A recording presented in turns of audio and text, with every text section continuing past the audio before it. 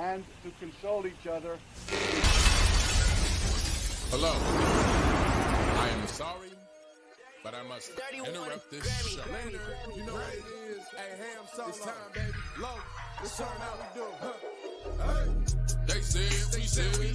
They said we said we on. They said we said we strong. They said we said we go. We say that you heard right. We say that you heard right. We say that you heard right. We say that you heard right. They said we said we in. They said we said we on. They said we said strong. They said we said go. We say that you heard right. We say that you heard right. We say that you heard right. We say that you man. I swear that it's imminent. I've been going so hard on my penmanship. About to go in and buy me a whip.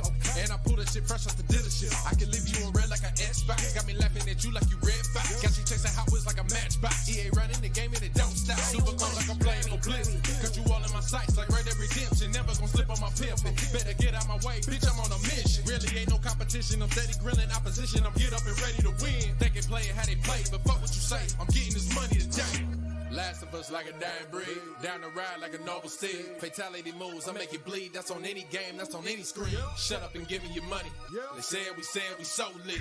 Even if I take an L, we coming back just to show that we don't quit. They said we said we in. They said we said we on. They said we said we strong. They said we said we go.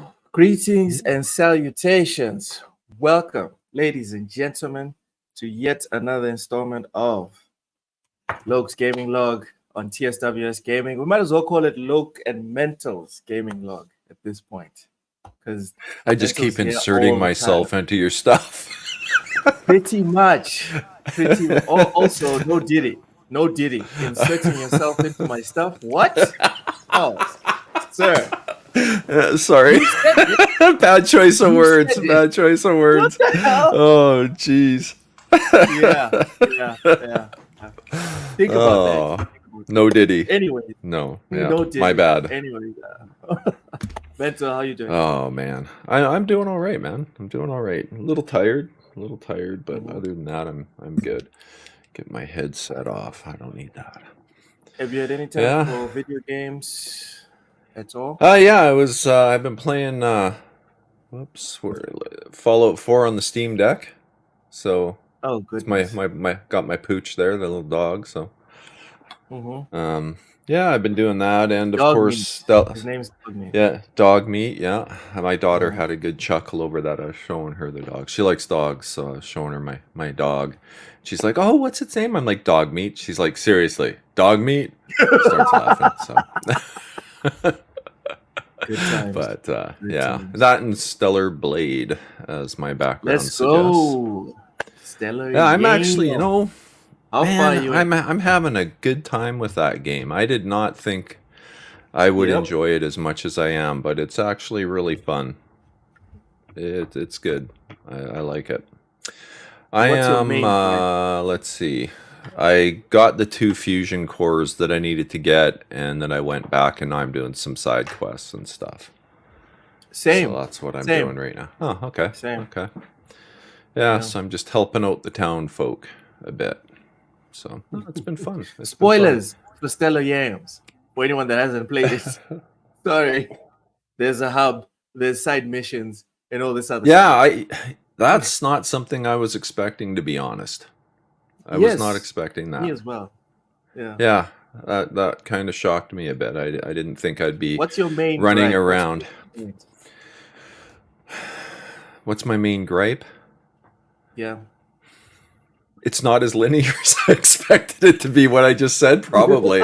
I'm not a huge fan of the side quest stuff, but I'm still having a good time. So far, the side quests have been okay. I haven't run into any that were just like terrible or anything like that. So, and I think honestly, yeah, I think I could skip them too, right? I think I could just continue on with the main story. So I'm just doing them because I'm thinking, I kind of suck at these kind of games, so I'll try and level up some more, be a little more powerful before I move on. But do you not feel, and this is my personal gripe, maybe I'm wrong here, but it feels like maybe the balancing is a bit off, because after engaging in like all the side quests and then you go back to the main quest, most of the time what happens, especially if you actually do the upgrades and you pick a style and you're loyal to that style, it felt to me like I was a bit overpowered when the main missions. Did you get that same feeling, or was it still challenging? Well, like I say, I suck at these games, right? I'm more of a button masher than timing parries and junk like that, excuse me, as my voice quits. Might be a good thing, Junk? but Pairing is not junk. yeah. Well, you know what I mean. Stuff like that. Stuff like There that. you I'm more go. of There just you go. like I just like killing things. So, I'm playing on easy mode too, just to let you know how bad I am at these types of games. Don't let But anyone judge you, um, dude. Play it on whatever yeah, difficulty you want. yeah, I want to play it and have fun, not be pissed off because I can't get Yeah. it right, Don't, you know. So I but don't I believe in this intend, whole thing. You pay money, but you can't enjoy the thing the way you want to enjoy it. That's not how yeah, it works. yeah. Yeah, so I'm gonna go back after, and I'm gonna try a second playthrough on like normal mode and see if I can function. I should be a little better at it by then, but as a Yeah. first-person shooter kind of guy, I just like And killing there's new things. game So plus. So when you go back right, for the second one, you don't have to do the side missions. You can just do the main mission on the okay, normal okay. difficulty. Oh, that'll be Yeah. cool. That'll be cool. Yeah. Yeah, no, I'm enjoying it. It's a good time, and I'm having some fun playing Fallout 4. So far anyway, it hasn't got to the base building stuff that put me off the first time I tried to play it, but so far, and I realized too, this time I have that power armor that somehow I missed that the first time through. I don't know. I don't have power It's right armor. there. I know. I know. What was I doing? I don't That's the know. question. I don't know. I mean, I think I just skipped that whole part where you're at the whatever that was, a library or whatever that was, helping those folks out. I just don't think Yeah. I even did that, and that's why I never I had still the remember power when it armor. first came out, that was one of the complaints from the Fallout purists. A lot of Fallout people were like, they give you the power armor too early. And I was like, what? What are you talking about? Yeah, Here yeah. we are, No, mental. I'm Dude went through a whole portion of the game, no power armor. So there yeah. you go. No, I'm like I think I'm at level 19 or something on that other playthrough. I loaded it up on my Xbox just to see where I was With at. no power armor. Yeah, yeah. That's probably a good reason or a good part of why I wasn't having fun. I don't know. But the base building part Maybe. sucked too, though. So Yeah, the base building is shitty. yeah, Sir X-Men, blah blah blah. Welcome in, welcome in. Ray Cheese says thanks, Dynasty buddy. Warrior player. That's pretty much mental right there. That that that represents you perfectly, in my opinion, mental. Does it? I Okay, that 100%. I don't get the context. I don't know what Dynasty Warrior is. So It is the most button mashy game of all button mashing oh, is games. it? You Okay. press one button for like 10 minutes per fight, sometimes 20 minutes. The Okay. same Yeah, button. yeah. That's me. And That's then me. maybe interspersed with like a right trigger for specials or whatever. So There you yeah, go. that's pretty much it. Yeah, All right. yeah. So I'm a. before we get into what we're supposed to be doing this week, uh, I'm going to try and do this as often as possible. Uh, Cerebral Paul is still his GoFundMe is still active. Still needs support. This is someone from our community. He's a real person. We spend so much time talking about our community, the gaming community. If ever there was a time for you to prove that we are something other than whatever it is that Kotaku and IGN and all these other outlets say that we are, here it is. All we ever do is buy games. The least that I'm asking for right now, this month, guys, buy one less game and put it towards Cerebral Paul finding housing. This is a real situation, and we have a chance here to unite, not for a bunch of pixels, right? But unite for a real cause to support a real person within our community. I don't think it's enough for us to show up to podcasts. And this one is specifically for a lot of content creators that engage with Paul. I don't think it's enough to show up on podcasts and say, Paul, I'm with you, I support you. Go to Paul's show or have Paul on your show, but you're doing nothing tangible for this man. All right. So please, please, please find it in your hearts, in your wallets to do something. Let me put up the actual GoFundMe page just so you guys, it's just so we can see like where we're at. Where is it? Here we go. Okay, so the target is $10,000. We're at $2,205.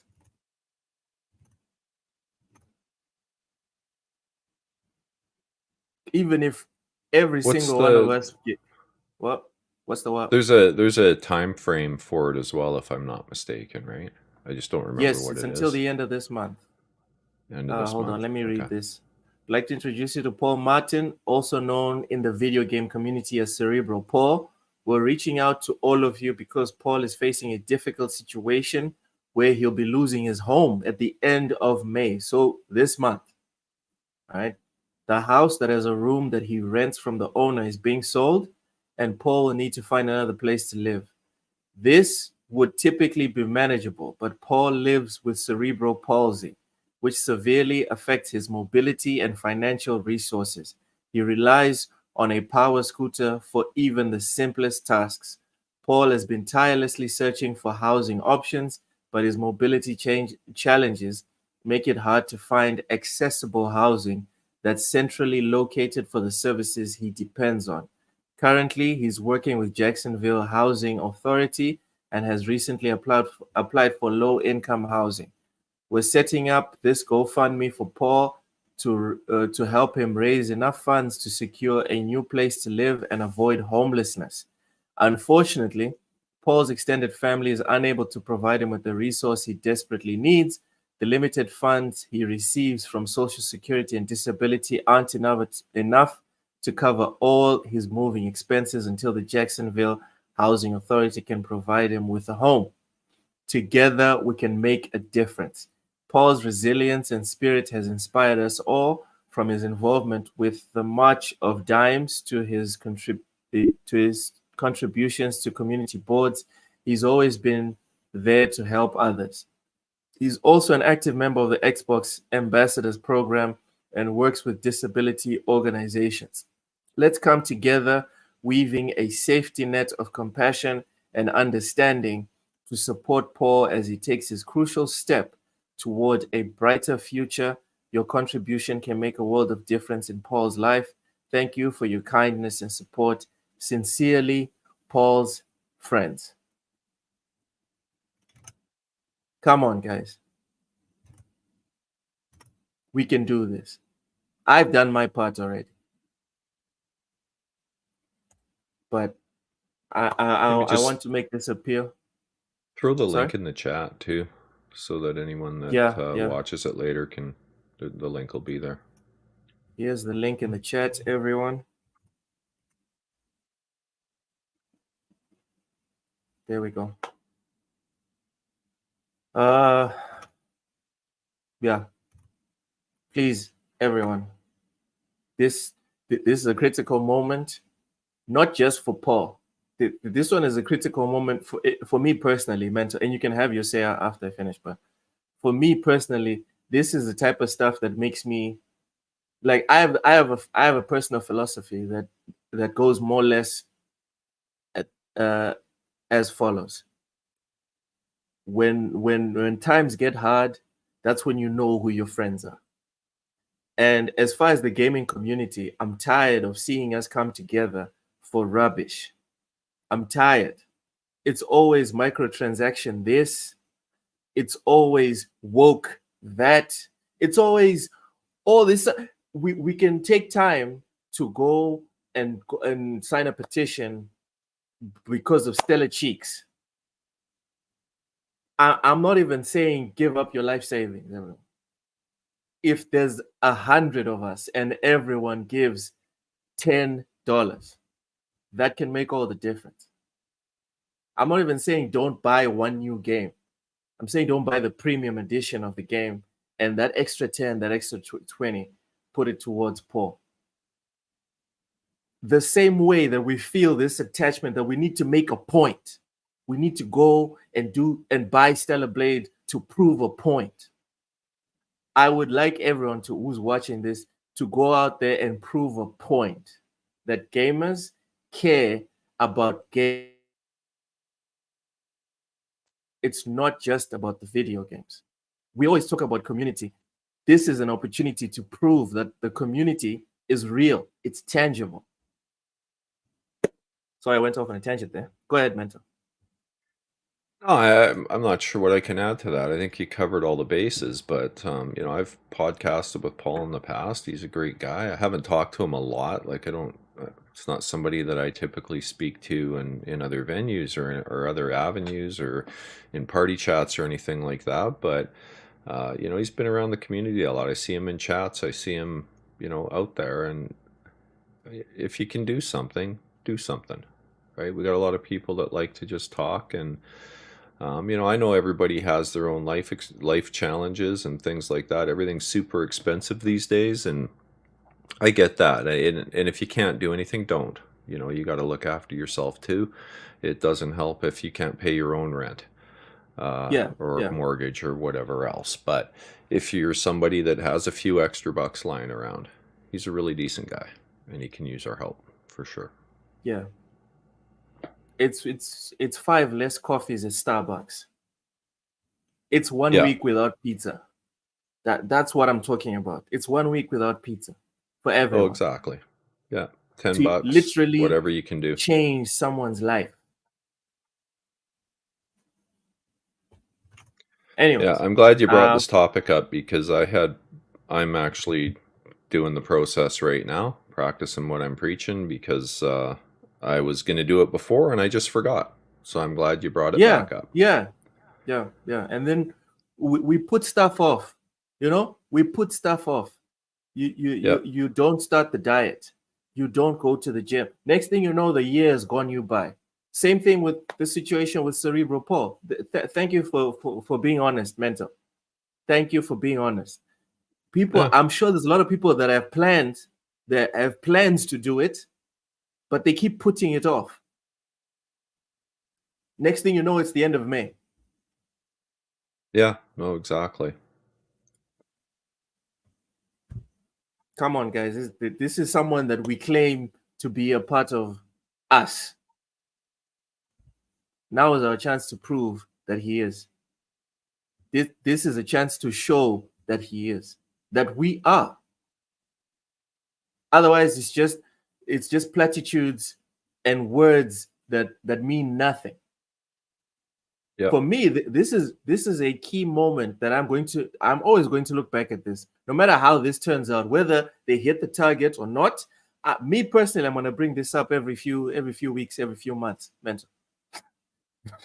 The way I bring up our spinelessness as a community when it comes to boycotting new games, I'm going to either bring up the fact that we're not a real community or the fact that, you know what, when the chips were down and something needed to get done, we got it done. One of the two. So there's that. The link to support Cerebral Paul on his journey for housing is in the chat. Please make sure to support if you haven't already. All right, so this week is going to be a bit dark, right? I'm just being honest. It's going to be a bit dark. We're going to delve deep into the whole Sweet Baby thing. No, I didn't forget. We are doing the Sweet Baby thing. Just because a couple of weeks, it's cool, bro. It's cool. Just because a couple of weeks went by doesn't mean that I forgot. It's still here. It's still waiting. We're still going to do it. But before, let's do a palate. Is it a palate cleanser? If cleanser, yes. But cleanser is after, right? Can it be a Well, cleanser if it's... you can hit the reset button, but first let's hit the reset button and do whatever. I don't know what your context is, but palate cleanser is No. typically something you would do, like if you're wine tasting, right? You want to cleanse the Mhm. palate before you taste the next wine. So if you want to consider everything we've done wine, then you do a Yeah. palate cleanser, and then we start the next topic. Up to you. I don't know. I'm just... All right. So let's start. Okay, let's start on a good note. Instead of calling it a palate cleanser, let's say we're going to start on a good note. Welcome in, Timmy. Welcome in. Also, What's up? Timmy, make It's sure Timmy. if you can, please make sure to support Cerebral Paul's journey to secure housing. All right. The link is in the chat. It's a GoFundMe. It's a good cause. But yeah, let's get into the first, not topic, but I guess topic. Yeah. Essentially, what happened here was Metaphor REFANTAZIO had a showcase. This is a game that's coming out this year. Me personally, I'm very excited for it. So we're going to watch the whole 25-minute video. Mental, if you feel like interjecting at any point, please feel free. All right? Sure. Because like we said before this thing even started, you said that you don't even know what game this is, right? You don't even know. Nope. You haven't even heard of it. Here we No go. clue. This is No gonna be clue. fun. It's gonna be fun. First look. Hearing from someone. Let's go. Endless years. A land grotesque as its people. So right off the bat, it's an anime style. Let us speak of the old vulture's last grasp at power. The tournament. So, summing up, our first trial is to slay a monster. Sounds like we've lost a few candidates already too. Poor bastards went after something too nasty for their headhunt. A land full of feral humans, with people either running or going mad. What do we believe in, really? You lot! Enemy attack! Hitting us while we're asleep is dirty fighting! All right, so right off, Mental, please tell me what you think about the art style. It's okay. I mean, I not probably the style of game I'd typically play, right? So I'm not an anime person, and I don't know what else to say about it. I mean, it's okay. I don't mind it, but I'm not like a big anime fan, so it's not like I'm going, oh yeah, this is hot, man, I love it, right? That's not happening. But All right. It isn't a utopia. If that's the real world, Then it can die alongside you! I will not let you die in vain. He'll be sending all traitors to the gallows. Not just us, but any innocent folks he doesn't find use for. It is a new dawn, and its light shines upon Lord Luis's king.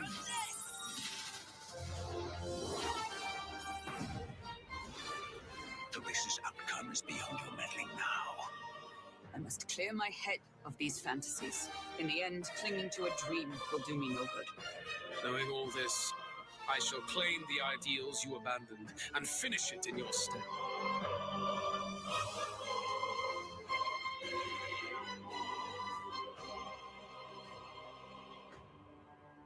Hold on. Is this only going to Xbox? Hold on. that. It's not mentioning No. PlayStation. That's usually a mistake on. made in the other direction. Yeah, hold on. Let me Google this. There's no way this is not going to PlayStation. That's okay.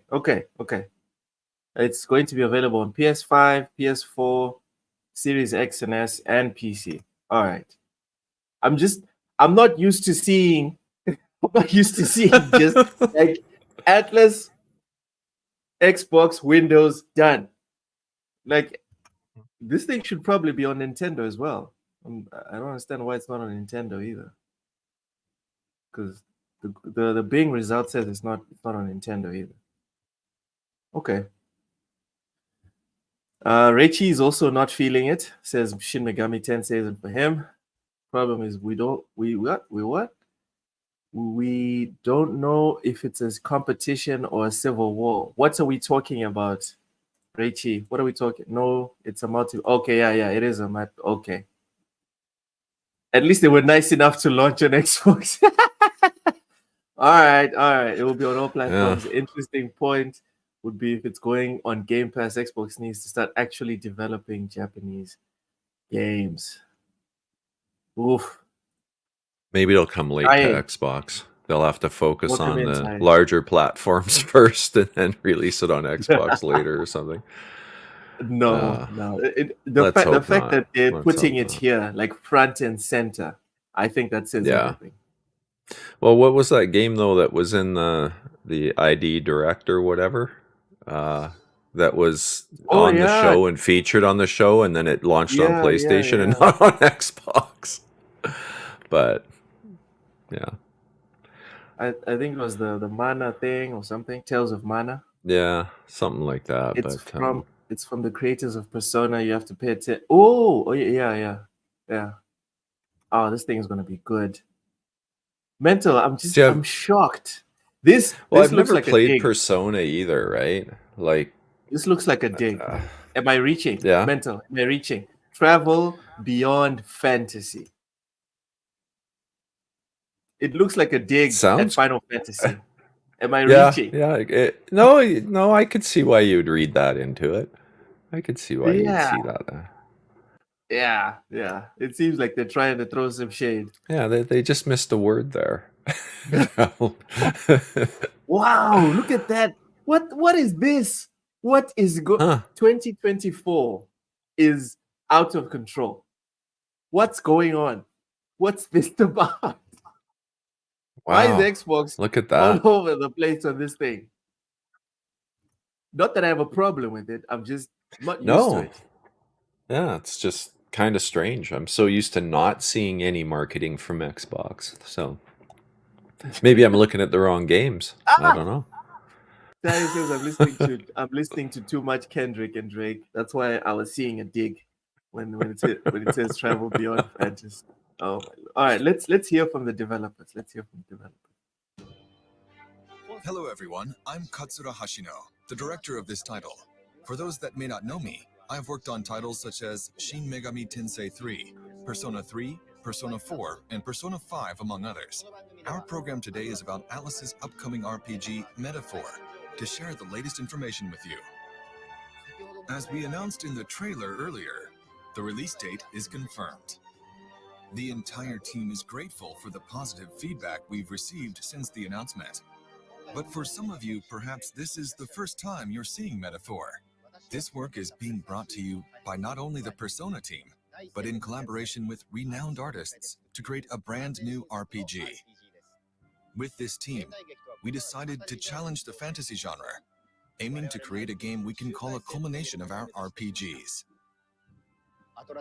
Our hope is that not only Atlus fans, but those who have never played our games, and RPG fans around the world will give this game a shot.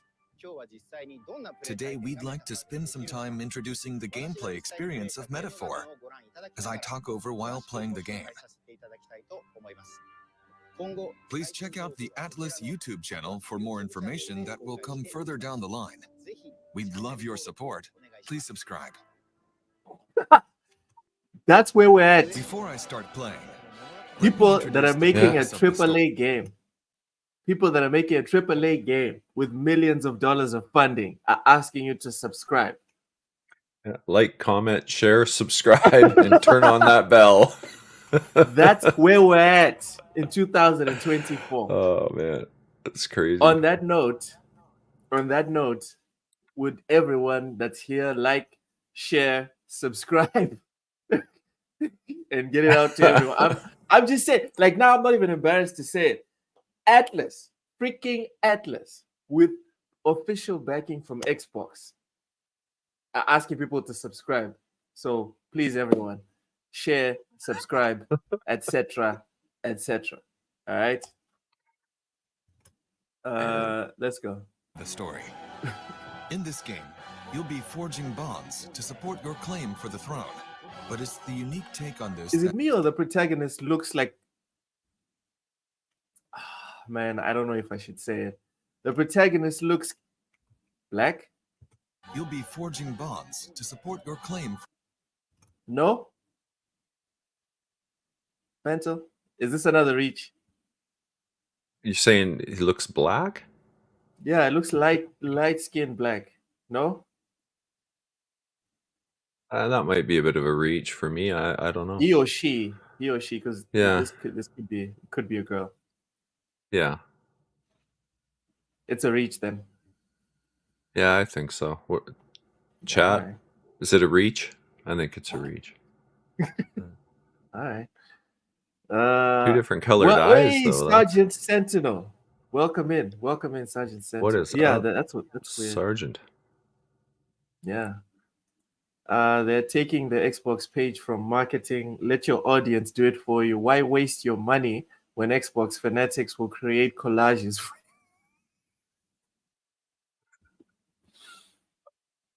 Ty, you need to chill. That's what you need to do. Yeah. No, he's not black. Again, why are we assuming this person's gender? It could be a girl.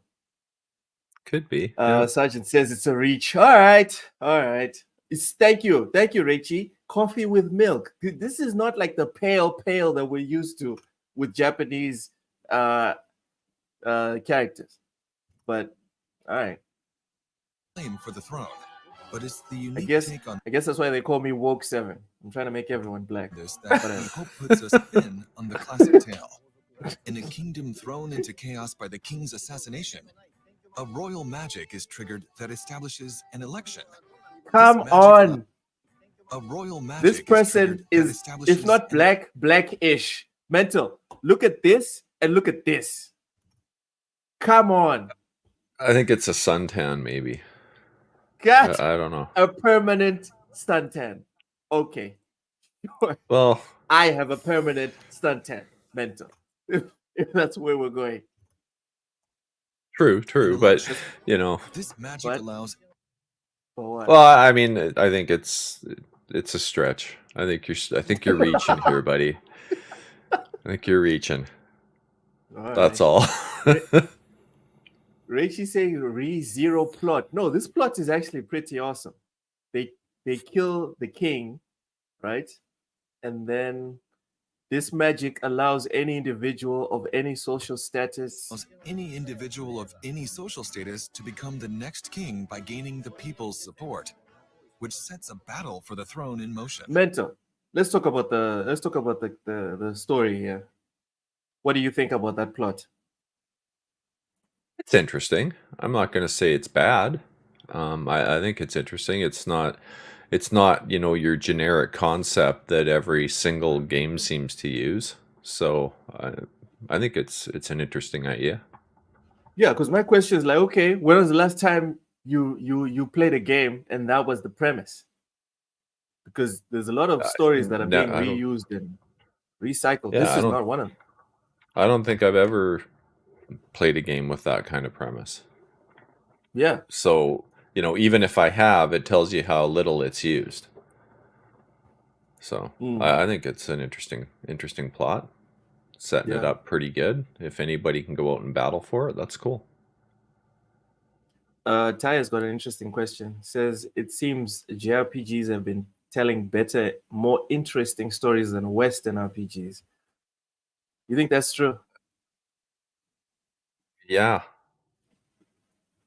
I mean, I find most Western-based RPG stories to be pretty generic for the most part. Or maybe because we take in more Western RPGs than JRPGs. Whereas the people that play JRPGs think that JRPGs are actually bland and Western RPGs are more interesting. No, that could be too. All a matter of what you're used to, right? Anything different seems better.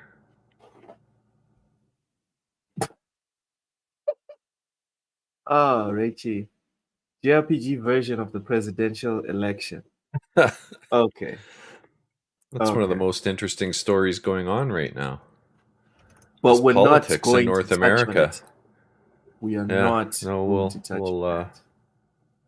stay away from it. But politics in North America, and it's not just the U.S., Canada too. It's pretty crazy. Pretty crazy. And this year is the year of it's the mother of all election years, because it's not just the US, it's Mozambique as well, South Africa, a couple of other countries. All of the elections are this year. So Right. good times. It's because JRPGs don't bend the knee to a lot of the Western activists. All right. And on that note, we're going back to the video because it's getting political. And the journey will Sarge, take we're him going to around get the into the world. political stuff. All It's a right. journey Just that give I it a hope you minute. enjoy, as it's unique to this game. You'll meet various allies of different tribes, rivals who stand by their own ideologies, and terrifying monsters called humans will rivals who stand. Bruh. You'll meet Terrifying various monsters. allies of different tribes, rivals who stand. Bruh. Come on. Oh my goodness. All right. You know what? I'm buying this game. Mental, you've made your decision. Are you interested or not? So we can move on to the other story. I'd have to see more. I don't know Okay. the gameplay. So I got to let's go see more back. gameplay. Yeah, I got to see more Let's go. gameplay before I could decide on a Stand by game their like own this. ideologies and There's more. Let's go. stand in your way. The stories Tell me when bring you you want me to fateful pause. encounters like this. Above all else, a game offers a different experience than a movie or novel. So to prevent this from becoming just a vehicle for our tale, All we've right, gone to Sarge. great lengths to flesh out the experience into an exciting, fully fleshed game. There's lots to be excited about, so I hope you'll stay with us till the end. Let's get started, shall we? There's the gameplay. The title's logo design is based on the concept of a city's main street. It conveys our hope that players will enjoy a journey through a world full of diverse tribes. If you don't mind, let's start at the beginning.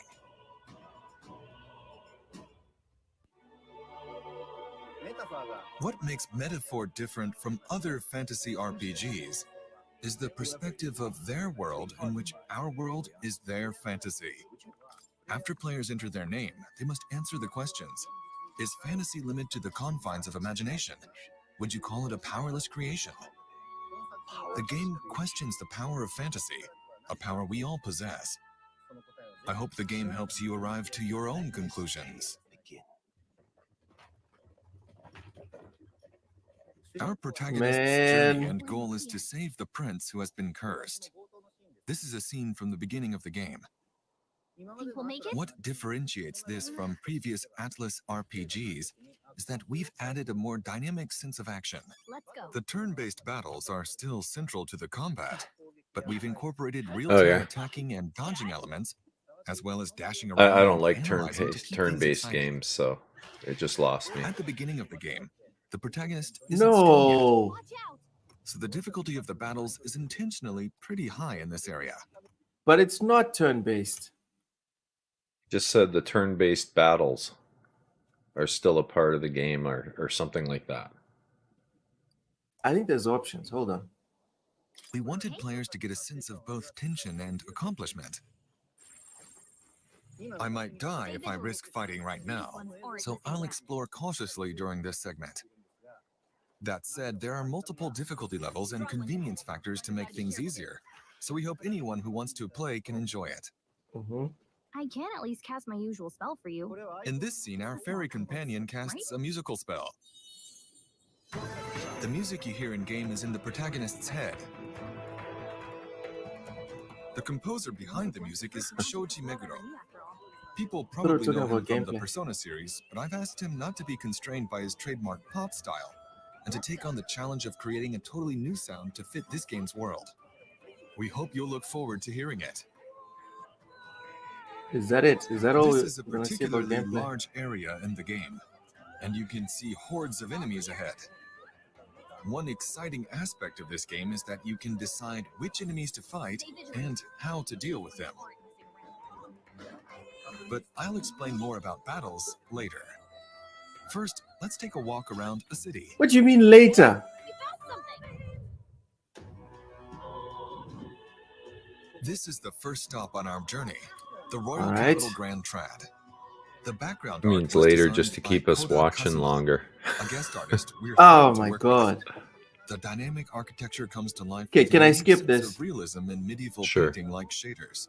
So I hope you found in this to travel the Yeah, it's Yamashita. pretty. We know. Get from one place to another quickly. World, but we took care to the atmosphere changes a lot from the people cower tribe. Abandonment. People will need your help. His interactions affect currently located, and then the journey Maps. of the entire kingdom. Twin Maps. cities are dangerous today. More maps. What would the gods do? This is town. Quite Bro, a contrast from the what capital. about the fights? It may be normal in other Alright, fantasy where's my RPGs, but through these, Alright.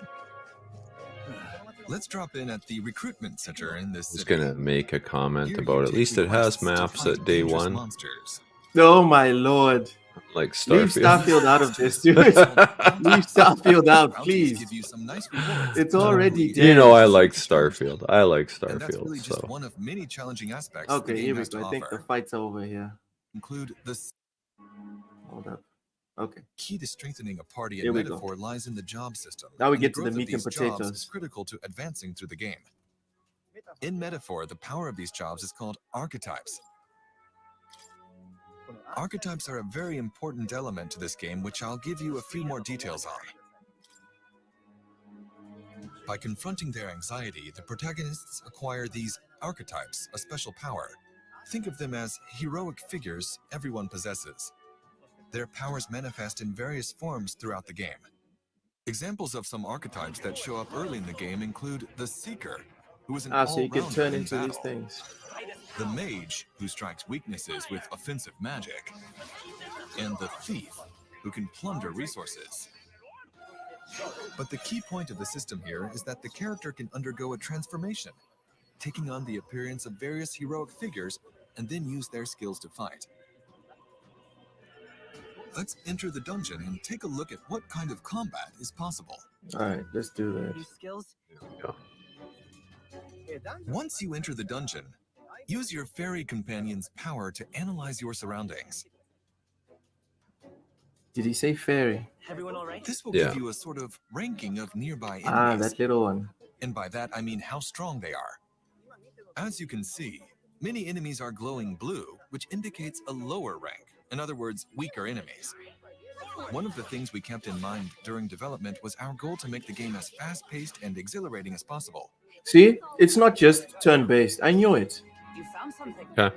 Tedious and slow-paced enemy encounters can ruin a game's rhythm, especially if you know you can win against weaker enemies. It's like they're talking to Enemy you. Encounters can ruin a Huh? Listen to this mentor. They're talking to you.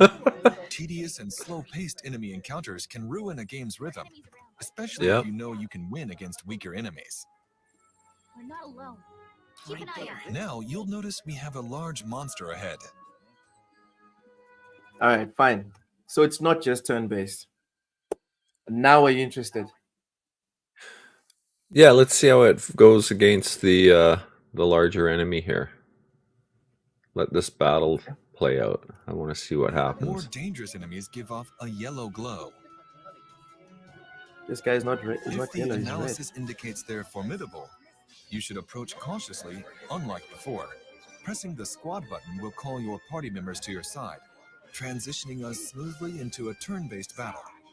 Ah. If you initiate a squad Okay, battle before that's the enemy notices what I was you, wondering you about. earn a bonus first So the strike, big just stuff like this.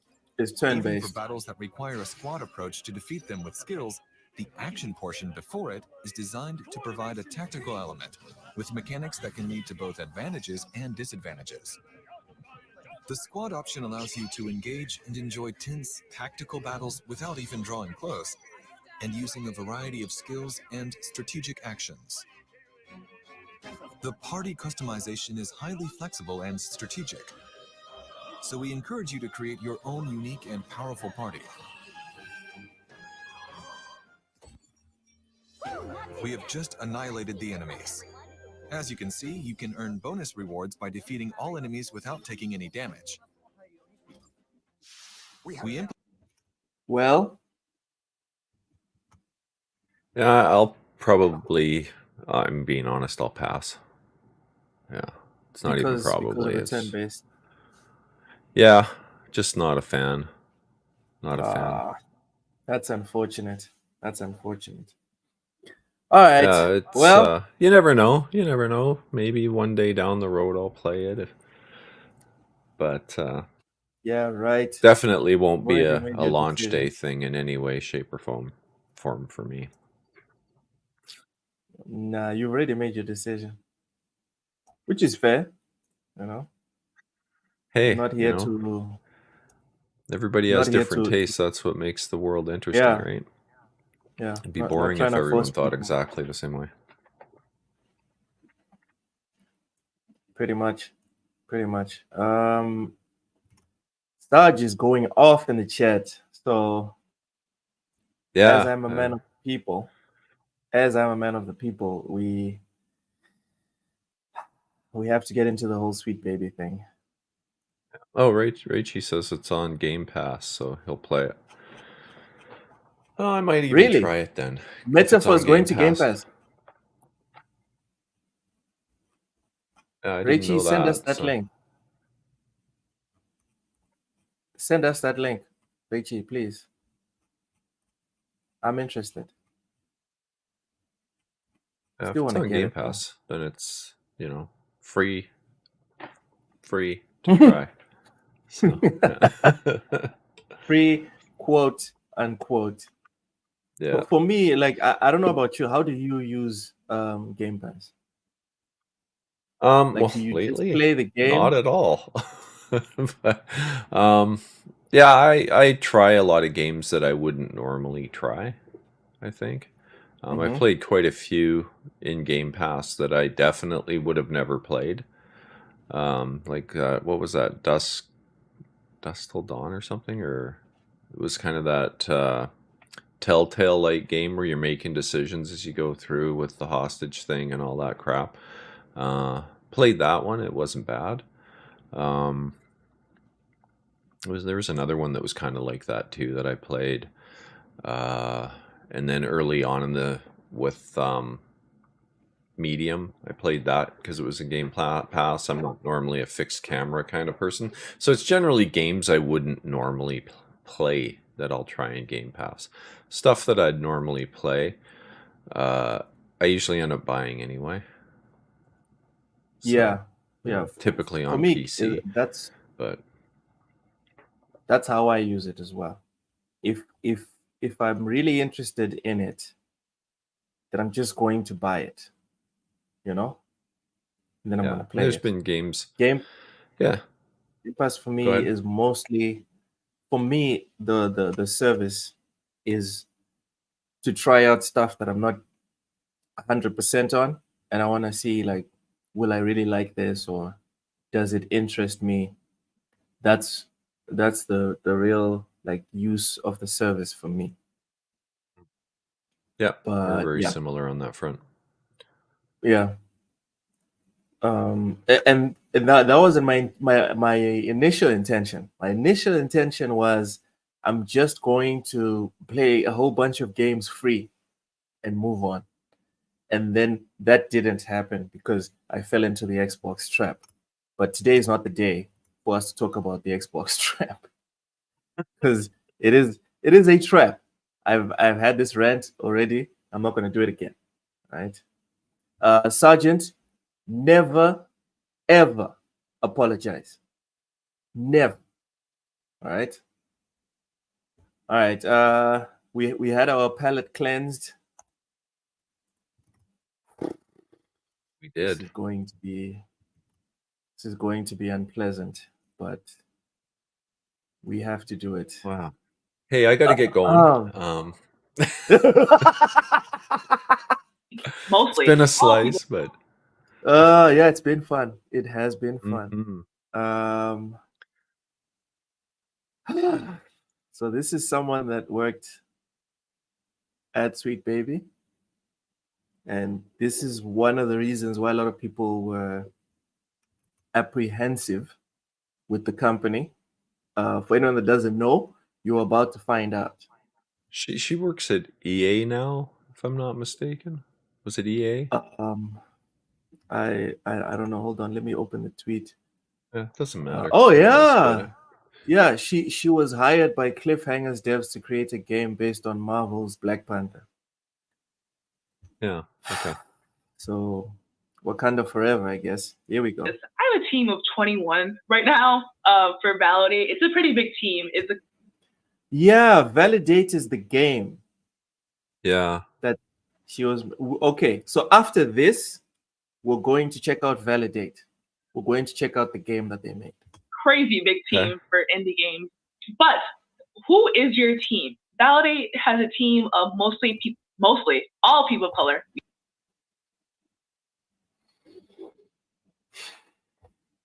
you want to go first? I think that's the comment that had most people upset. It's how are you? I mean, in my mind, if you're working towards representation and diversity, shouldn't you have people of all geographic regions? I don't know. That kind of would make sense to me, but yeah, she's but in the hiring position. She can do what she wants. Yeah, I know. Well, wait, what? Color? This is a big. There's some gray here. That's a color, according to her. Yes.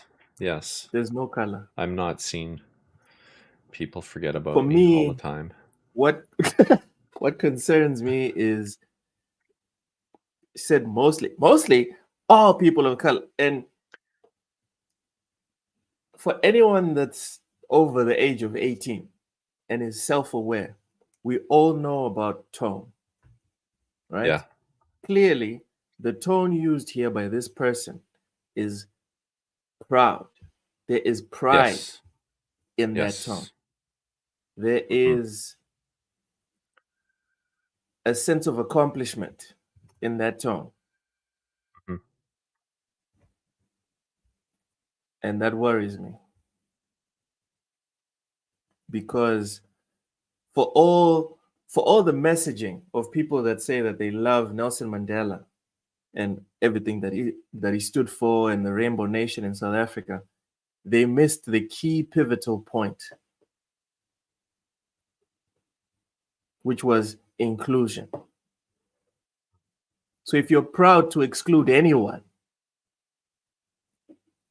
you are effectively the thing that you say that you don't like because you are proud to exclude someone. Let's go. Yeah, I can't argue with that. You have no white people on our team. Listen to that. Validate has a team of mostly all people of color. We have no white people on our team. So you have no color, Bento. You have no color because people like me, we're called people of color. You have no color. Apparently. And I'm okay with that, right. I guess. I don't know. It's how I was born. I can't change that. And it's your fault. Let's go. I did that because I wanted to create a safe environment. I did that. So it didn't just happen. I did that because I wanted to create a safe environment. So first off, you did it on purpose. And second, you were saying that with the inclusion of people with no color, it's not safe. I have no idea. I feel very I don't unsafe know where in this she podcast lives. with you. Yeah, I was going to ask you about that, and I apologize. I was not my intent to make you feel. Did not intend to make you feel unsafe. I try my best to not be overly aggressive and cause people distress. But I mean, I have no idea what her or where she is in the world or what her life circumstances are. So maybe there's good reasons for her to have apprehension and in that area. I don't know, but it, when I relate it to where I work, and the people I work with, it seems very bizarre to have a feeling of not being safe. I have to like try and read between the lines. Maybe it's emotionally safe, because I doubt very much he's in any risk of physical harm.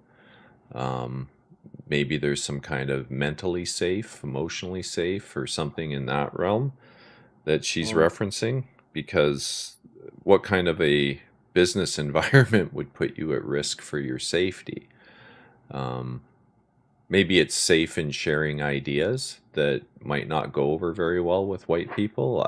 I don't know what the logic there is, but try and always give people the benefit of the doubt that there's a legitimate reason for her comments, I guess. But like I say, in the world where I work, it's very different. I mean, if I look at the last 20 people that I've hired, it's probably been 4 people that were white, somewhere around there, 4, maybe 5. And the rest were, either from, different areas of the world that weren't white, or, yeah. But it seems strange that you would have to have that restriction, but let's see what else she has to say.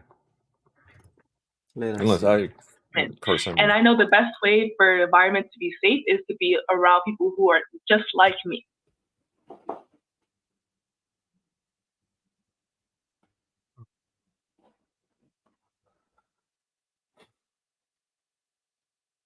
All right. And I'm not saying that white people in the industry are creating unsafe environments. That's what you're saying. Except you said that, yeah. Literally what you are saying. I think she's just realized what she said and is now backtracking a bit, trying to. But yeah, I mean, she said she wanted an environment where she could feel safe. So we exclude white people so we can feel safe. But I'm not saying, bro, make things unsafe. What are you doing? Yeah. Oh goodness, Taye, welcome in, Taye. Hey, how you guys doing? Doing well. How are you doing, man? It's been a while. Please tell us. Not so bad. Please tell us we're crazy. Please. Sorry, come again? Please tell us that we are crazy and that we're spazzing for nothing, and what this lady is saying here is perfectly normal. So actually, I missed a good bit of what she was saying, but from what I remember, don't worry. We're going to restart this. This is not a problem. Okay, there's a reason this is a 3-hour podcast. It's short. Yeah, we're only in like 10, 15 seconds, and it's already been interesting. So okay, here we go, Taye. I have a team of 21 right now for Validate. It's a pretty big team. It's a crazy big team for indie games. But who is your team? Validate has a team of mostly all people of color. We have no white people on our team. Thoughts? That's a problem, right? For anyone that doesn't know who Taye is a black man. He's just not on camera, but he's a black man. Go ahead, Taye. Yeah, sure. I don't mind teams or studios or whatever that for example, if you're gonna make a game about whatever anime, something that's culturally significant to the East, then it makes sense that obviously it's gonna be primarily people you're gonna hire is gonna be primarily from that region. I think the problem here is it seems like it's a very targeted approach, right? And the question is, are you hiring these people because their cultural backgrounds is actually going to benefit the game in some way, shape, or form, right? So are you, for example, if you want to talk about Nigerian history, well, then it makes sense to hire Nigerian people, right? Primarily, correct? But if you're making a general game, I don't really see the purpose of doing this, because now it gets into more, I guess you could say, safe space, right? So from what I've seen from what she's done, it doesn't really make sense. I understand your team can be primarily whatever, people who look like you, people who are maybe culturally associated with you, but it seems like it's a very specific thing. We are not going to hire these type of people because we just don't want to. That's the flag. There's two flags actually.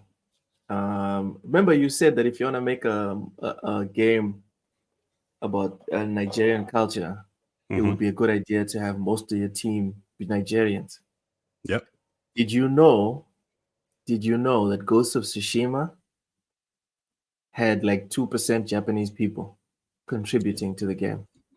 Yeah, so I think Ghost of Tsushima is another good example of how you don't necessarily need people from a particular region to tell a great story, but it can help, right? It can kind of help you with certain sensitivity issues. So I guess this actually goes to the part of what is that thing called again? Is it SEIB or that you guys were speaking about? SBI, whatever it is, yeah. So for example, those guys, they would have went to, people from that region and they would have spoken to them about, okay, how do we get this right? How do we make sure this is correct? I think I was reading up something like, like consultants, yeah. Even in Alan Wake 2, for example, right? I don't know, like certain story points, like, okay, fine. There's going to be a doctor in this scene, he's going to do certain things. Okay, let's talk to medical people to make sure we get this right. If you want to talk about something to do with Starfield, for example, right? Okay, let's go ask Elon Musk or Neil deGrasse Tyson something, just to make sure we get it right. So Ghost of Tsushima can do make a game like that, predominantly with white people. It doesn't really matter as long as you've consulted the culture that you're trying to display. Yes. And to your point, not everyone does it. One of my favorite YouTubers, 21 Kiloton, mentions lots. He's got an extensive series where he looks into guns in video games, and you guys will be shocked that most games that have guns in them, no one consults with gun manufacturers. No one consults with blacksmiths. No one consults so they can make sure that the trajectory of a specific shotgun is correct compared to another shotgun, compared to a pistol. Many times, people don't even consult games that are worth millions of dollars, one of them being The Division, which is crazy. You would think that The Division is polished and they took the time to research all of this stuff. But you'll notice that they spent money researching a whole bunch of stuff that has nothing to do with the meat and potatoes of the game, which is guns and whatever, but they'll go and research all types of political stuff that I'm not going to get into right now. But I think that makes sense, though. You kind of have to, because if you think about it, guns are very generic. So nobody, like, I don't care about, the way guns are. Now, somebody who's maybe an army veteran or somebody who actually likes guns, they might complain, but there's so much in the minority, and it's not really that sensitive, right? No one really cares. However, if you're going to display a particular culture, maybe a negative life, maybe you might say something that might offend them, I could see how that group of people might be like, well, what are you doing here? Like, what the hell is going on, right? Like, if you made a game about, like, Nigerians, for example, right, and you were getting things wrong, I would be more offended. Okay, let's be clear. I don't really care that much, right? But I would be more offended than somebody, making a gun sound slightly different. The gun is an object. It doesn't lean towards personality, culture, or heritage. Yeah, but what's the purpose? What's the purpose of The Division? Is The Division there to give me an authentic representation of New York? Or is The Division there to give me an authentic representation of what it is to use an AR-15? In terms of, like, percentage-wise, what is the purpose of The Division, in your opinion? So I'll say, for example, right, when we talk about games, we're talking about entertainment, right? And we're talking about fun. So Mario steps on the mushroom's head because he's we're trying to have fun. We're not really trying to rationalize it. However, games do this thing where they try to tell personal, intimate stories that touch on certain nerves. So if you're going to do that, you're going to this territory of what's what I'm looking for? They have to ask Zuckerberg to see if Lizardman's well portrayed. Okay. Okay.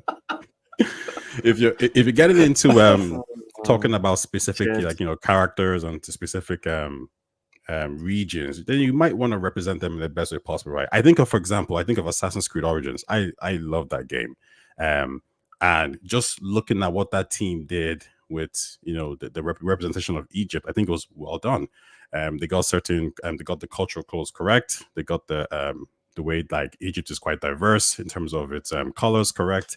They even had this mode where you could walk through all the pyramids and see certain things. So I do think these things can be important for some people, and we should probably strive to get it right. Now, if you get it wrong, I don't think people need to be like abusing you or like that's going where crazy. me and you disagree.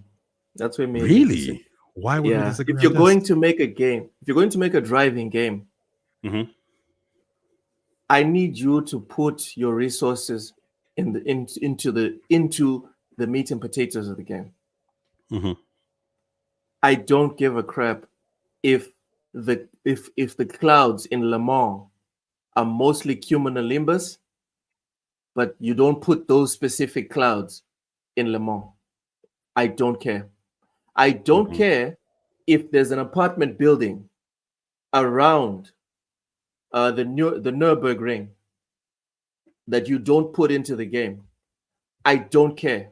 I'm here to drive in the Nürburgring, driving a BMW M3.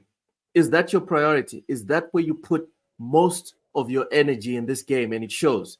Then I don't give a shit about all your other shortcomings. If you're making a zombie game, make the battle with the zombies more interesting.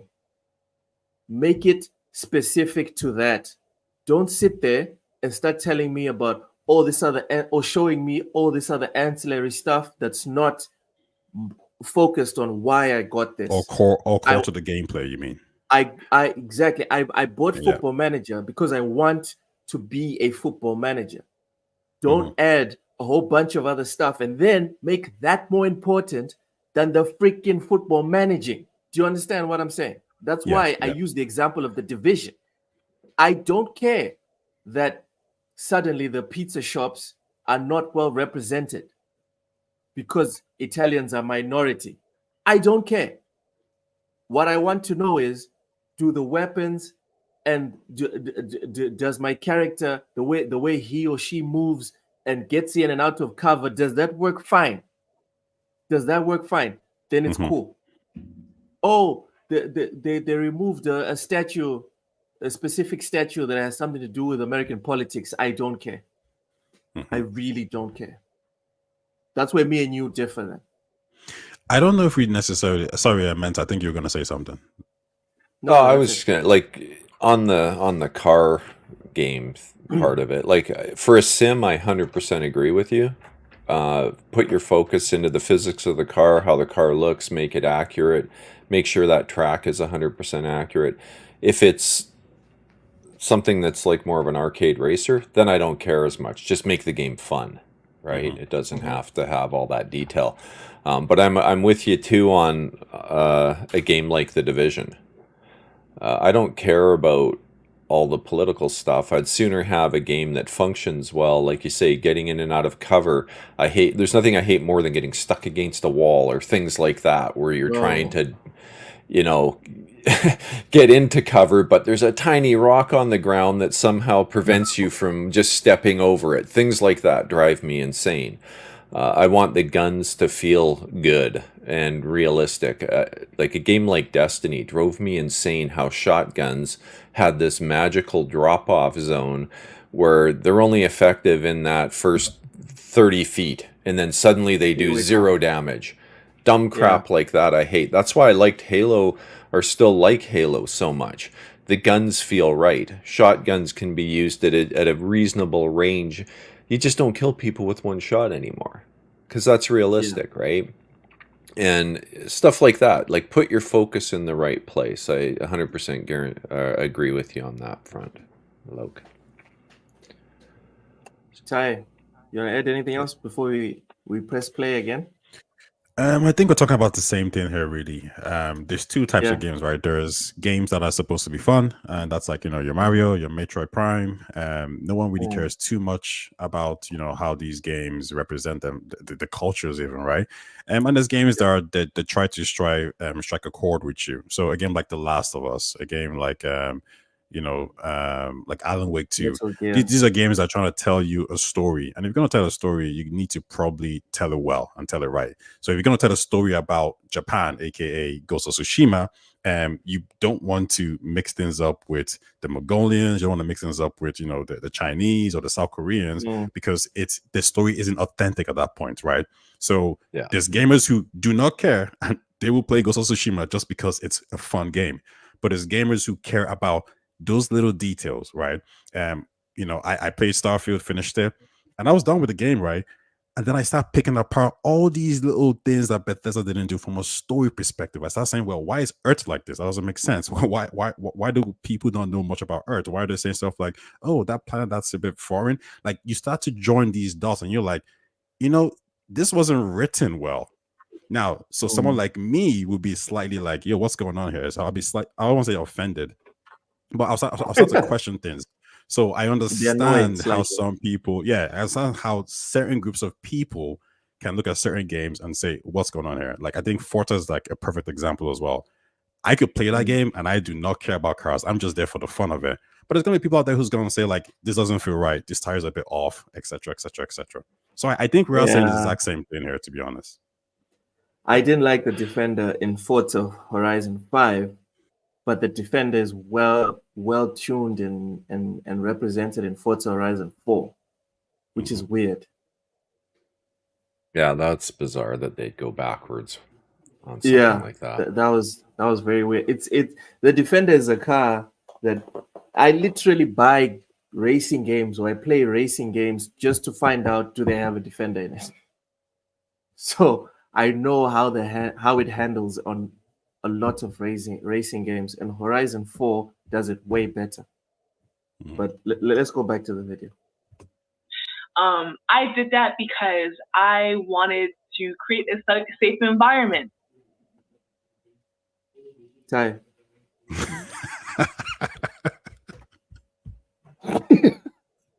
From who? I don't know. Let me ask you, do you feel unsafe that I am here? Are you nervous right now? No, I'm good. Wait, question. She's from America, right? United States. Yes. Okay. Yeah. Okay. Explains a lot. Yeah. Yeah, I wasn't sure where she lives, where she's from, but I would be surprised if it was anywhere else, really. But yeah, go ahead. Yeah. Rachie has a real problem with Forza Horizon 5. It says he felt insulted when Forza Horizon 5 was filled with Forza Horizon 4 Mazda 3, where the Nissan Tsuro, a Mexico car open world game without the most common car, where was Sweet Baby here? All right, so he's being facetious. He's being facetious. This is like Nissan asking, wasn't properly represented, apparently. This is like asking, how come women aren't laying bricks, or how come women aren't plumbers? It's because it's not profitable, Rachie.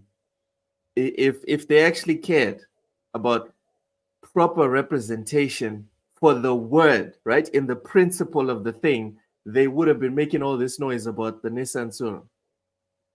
That's a good that's a good point. That's a good point. Here we go. And I know the best way for the environment to be safe is to be around people who are just like me. Ty. Mm-hmm.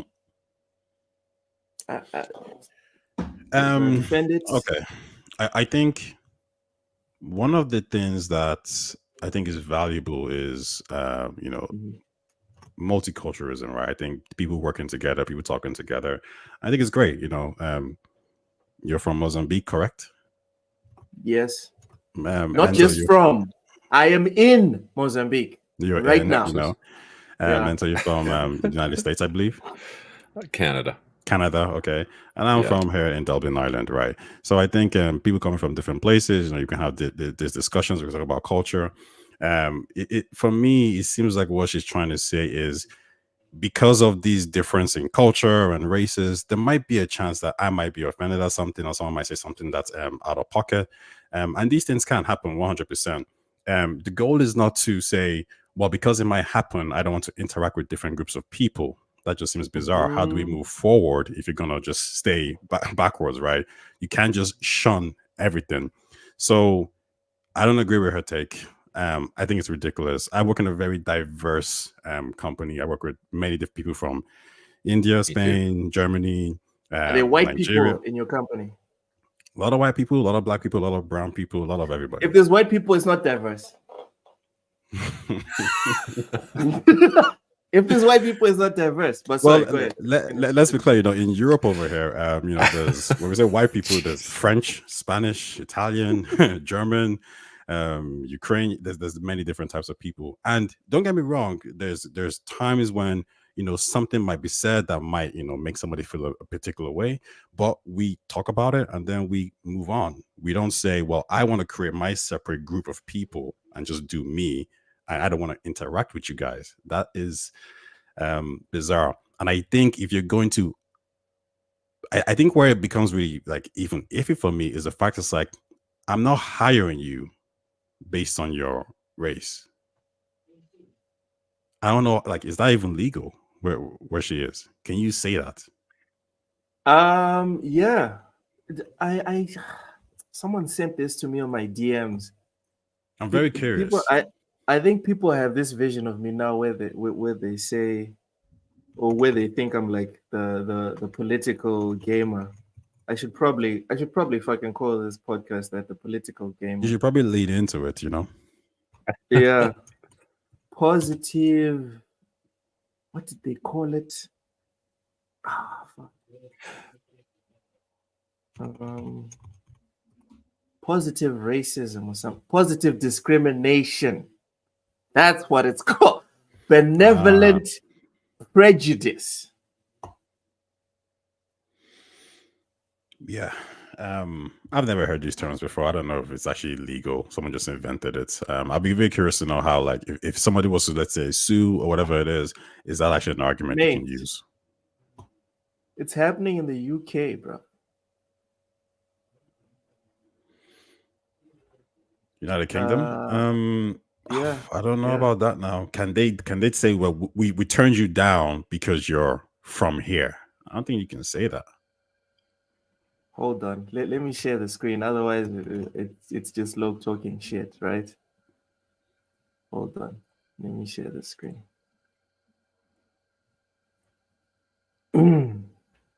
What is positive discrimination in the UK? In today's business and social climate, it's important to embrace diversity to ensure your business can benefit from a wide range of global talent. Improving diversity in your organization has many benefits. However, you need to be wary, as you could accidentally fall into the realm of positive discrimination. It can be a serious issue. Let's look at exactly what positive discrimination means. Some examples of positive discrimination in the workplace and the difference between positive action and positive discrimination. So positive discrimination is when you give preferential treatment to people with protected characteristics rather than due to their suitability. So it's positive. Is positive discrimination legal? No, it's not. This is because positive discrimination is still discrimination. This applies. Oh, okay. So the UK still has their shit together. Yeah, so I feel like this is just somebody. This is just somebody who's just like, you know, talk. Like, listen, I know some companies do quotas, right? We want certain amounts of women, certain amounts of people from this region, certain amounts of races. So I get that one. This is not that though. Yeah. This is her just saying, I ain't rocking with you no matter what. Like, I don't care about quotas. I'm just not hiring you because you look this way. So I think what she's saying is bizarre. It's ludicrous. All right, let's carry on. People who are just like me. And I'm not saying that white people in the industry are creating unsafe environments. Kaya, is she saying? She's saying that. Okay, all right. Let's carry on. I'm not saying that. That is not what I'm saying. That is what you are saying. All right. That is what you said, right? But listen, she might clarify. She might clarify, but go on.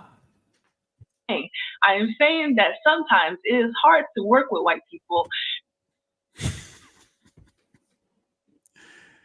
I imagine someone said that about black people.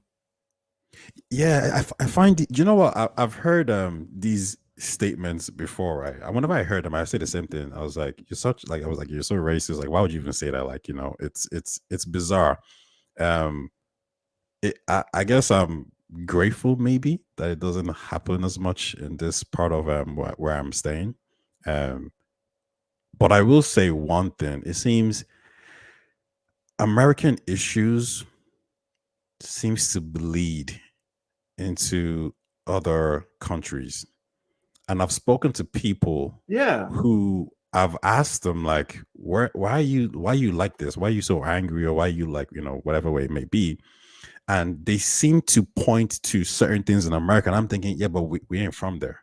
Like, I don't know what you're talking about. Like, why are you talking about something that happened all the way across the different continents? Like, that doesn't affect me. And don't take someone else's trauma, other people's problems, and say it's happening here or it's happening to us per se. I don't want to take away someone's experience, but from the people I've spoken to, it's crazy. It's absolutely crazy. So when she says something like this, I have heard people um in this region say things like that too as well, and I always just felt it was bizarre. I don't think it's bizarre though.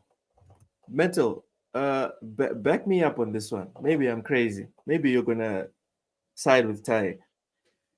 Listen, power is power, people. This is probably going to offend some people, but tough tits, it's the truth. All right. Right now, the US owns the world.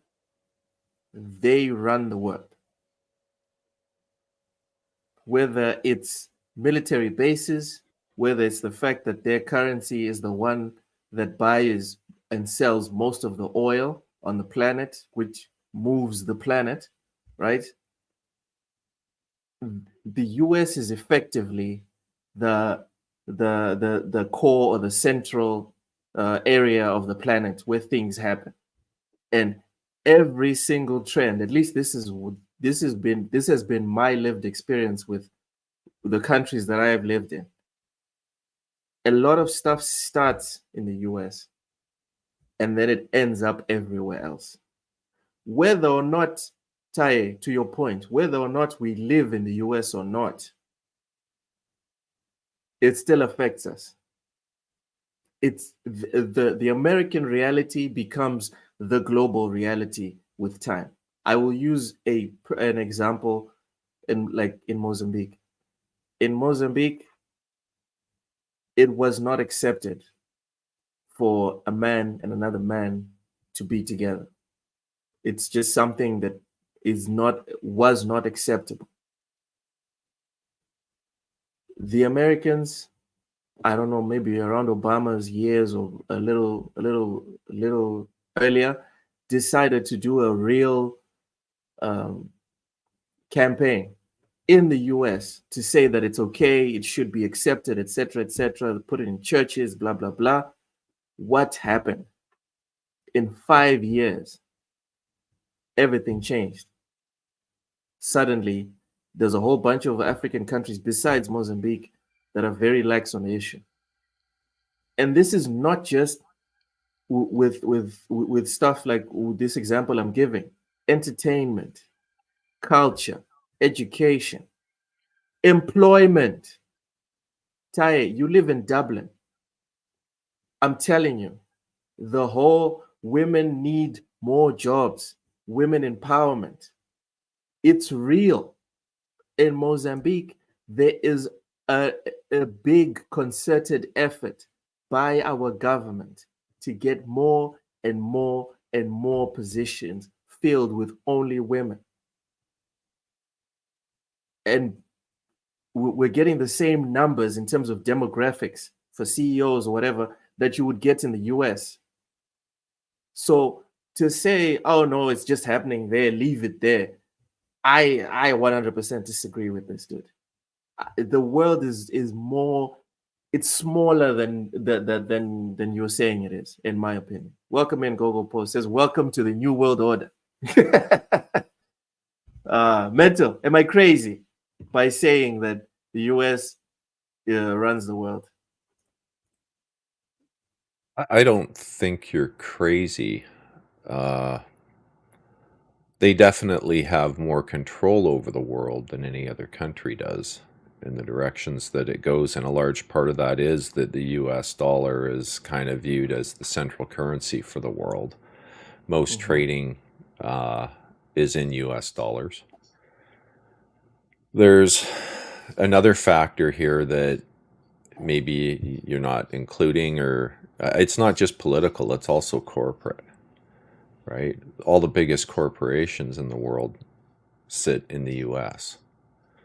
So they have international influence as well, whether it's through corporate policy or anything else. It's very widespread in that front too. So there's definitely an imbalance of power in that regard.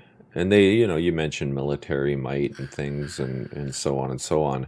Canada's greatly influenced by the US just by nature of them being directly to the south of us, right? We share a border. So we see a lot of things, US economy impacts our economy, for instance, right? Things that happen in the US eventually will impact us directly. Whether or not that's right, that's for everybody to decide on their own. Power doesn't care. I'm not right. What's Power that? just exists. Power Well, exactly. does not care about morals. It just is. All these changes, you said, within 5 years, right? It's all these gentle nudges that we get, and it's through, media, the stuff we consume here and there. It's all designed to change your view on things. That's just the reality, right? If you want to push a message, you just keep pushing the message in small little bits here and there and everywhere, and eventually, it gets into people's heads, and the message is now changed. Welcome to those the with power can do that.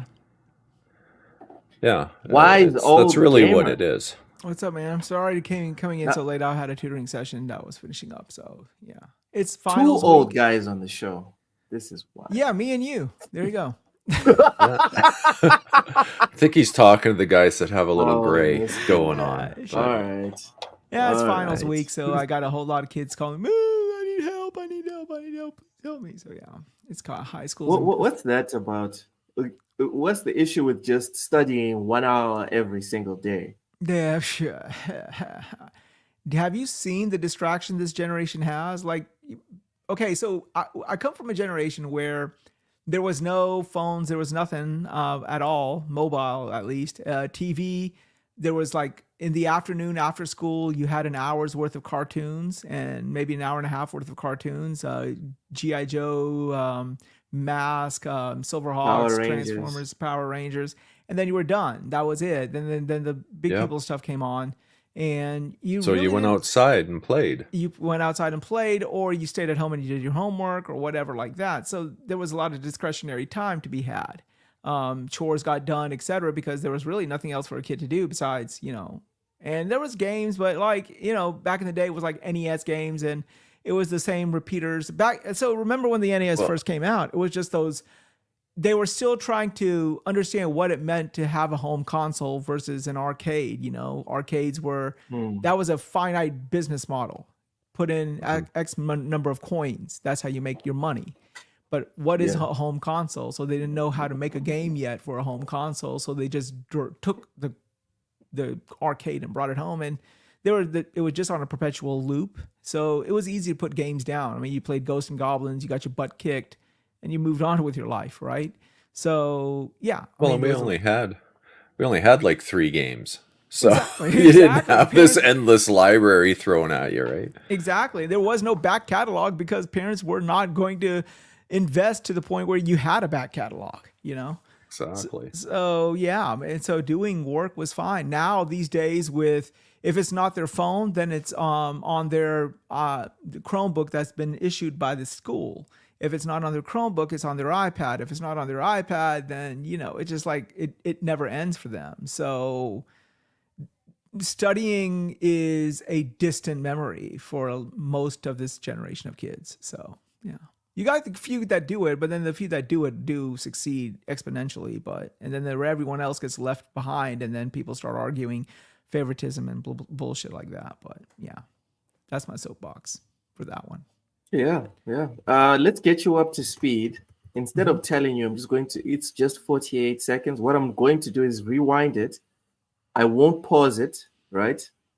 I want you to just keep collecting your thoughts until I pause it on the 38th second. Here we go. I have a team of 21 right now for Validate. It's a pretty big team. It's a crazy big team for indie games. But who is your team? Validate has a team of mostly all people of color. We have no white people on our team. I did that because I wanted to create a safe environment. And I know the best way for an environment to be safe is to be around people who are just like me. And I'm not saying that white people in the industry are creating unsafe environments. I'm not saying that. Thoughts, Wise Old Gamer? Yeah, what do I say that doesn't label me one way or another? Does that make sense? Like, the opinion she's sharing is valid for her, might be, but in the general consensus, I don't think it works. I'm not trying to say racism or reverse racism here at the same time, but I think that in today's society, the pendulum has swung, unfortunately, to the opposite end of the spectrum, way against the Caucasian male, specifically. Now, one can contest that, it's just payback for the years and years of, whatever oppression or whatever. So now if they're being sort of like oppressed, it just, revenge is a dish best served cold. However, if prejudice of any kind against any faction, irrespective of race, creed, gender, religion, whatever, is prejudice, and it should not be tolerated in any of its formats. Now, that being said, she chose to actively not select a Caucasian male or Caucasian, from what she said, period, male or female, because she feels that it would be a negative on that. And the best way I can bring this up is this. As you know, Loke, I'm a teacher. And in the public education system, we have this thing called inclusion. Inclusion means that you have kids of different performance abilities all being sort of pushed together in the same classroom.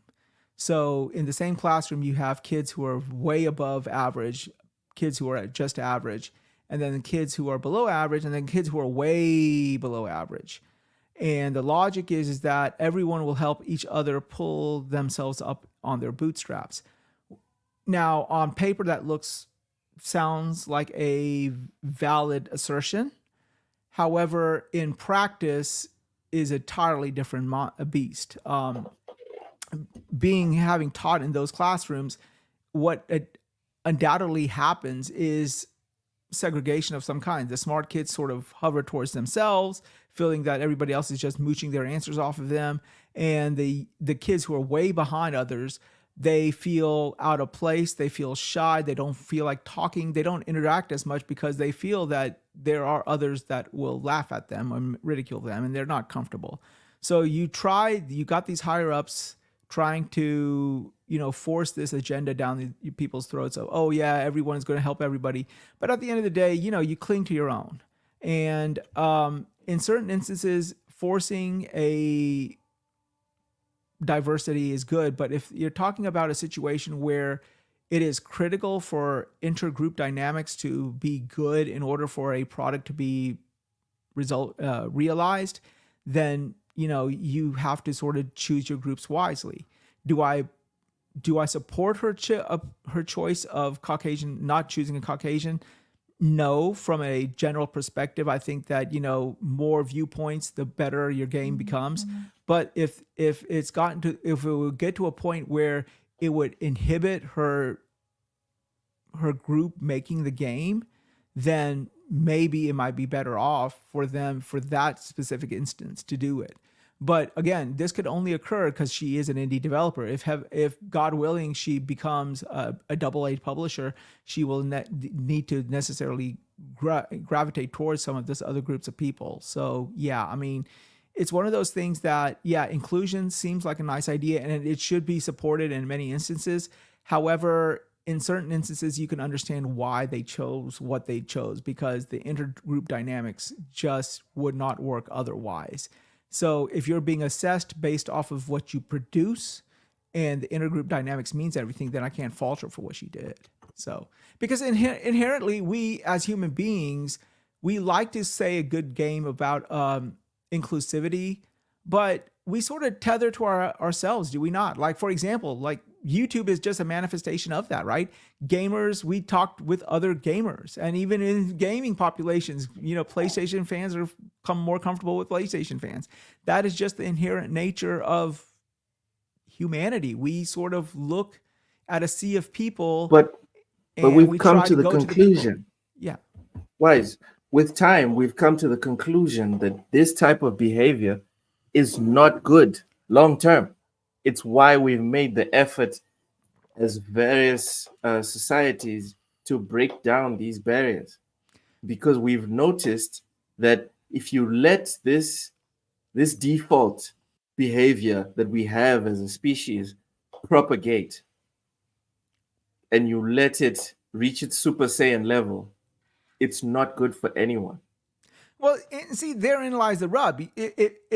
We always talk about a slippery slope, and therein lies the fallacy of the slippery slope argument, right? In the sense that, yeah, okay, in one specific instance, a certain decision may be okay, but why do you want it to say, okay, if taken after X iterations, it will be bad? Yeah, anything taken after X iterations might be bad, but it may not be bad for that specific case in the first instance. In the sense, like, she is making a product, okay? Her company is going to be a success or a failure based off of whatever she produces. And if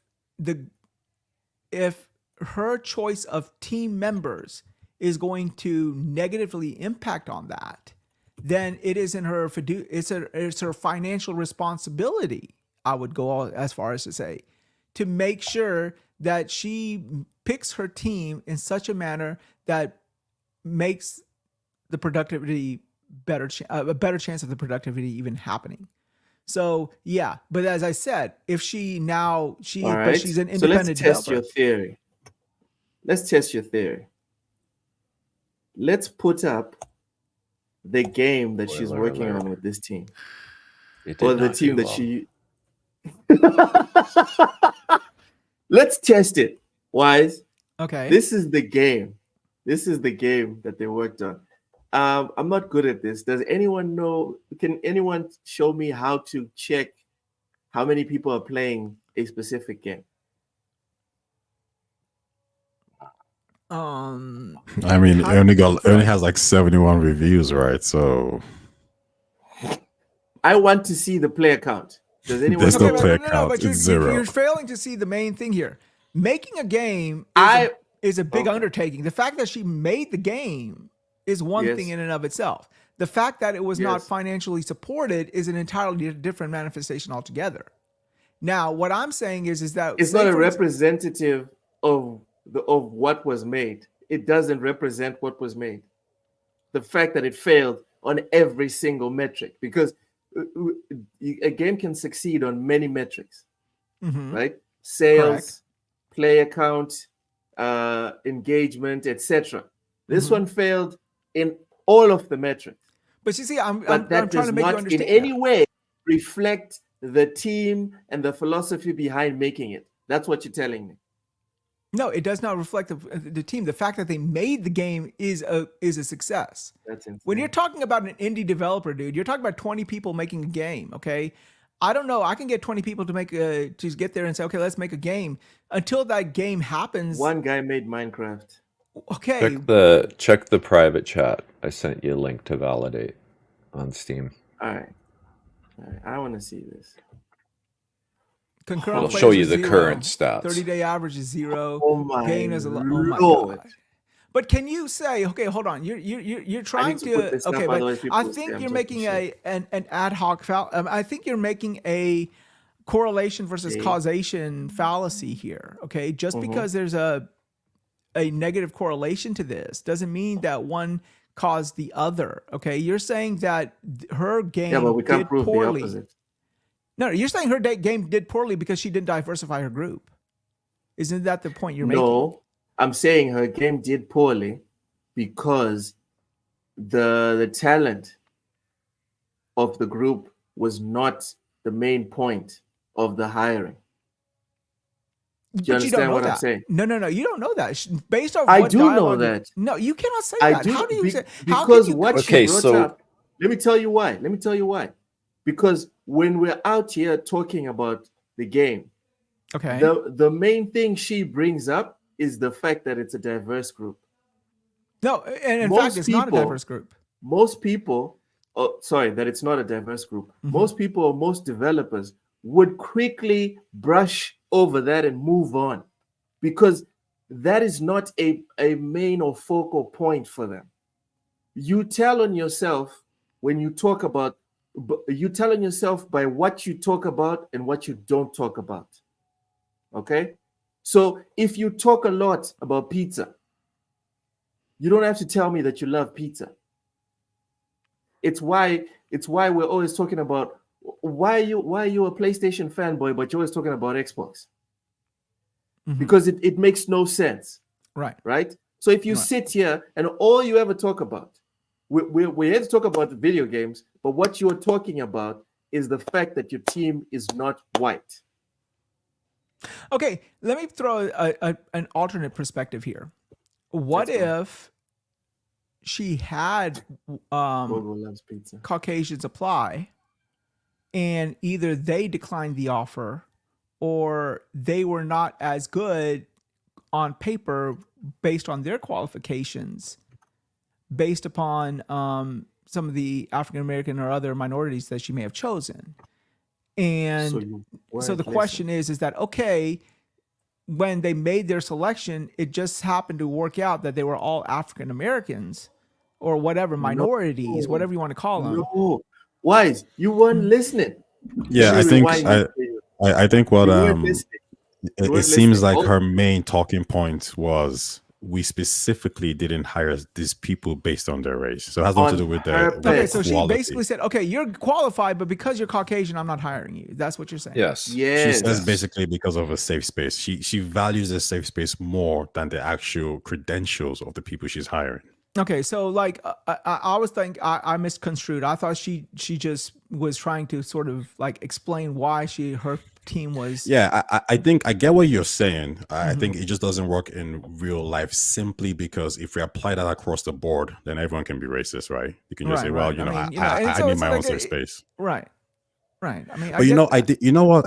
Sorry to bring this Okay, back, okay. but when you're talking about the public school situation, I really thought that was interesting because you know, and I think it can be done well if you have the right balance. I think if you do 50-50, things kind of fall apart, right? So for example, I used to go to a school that was it was quite rough.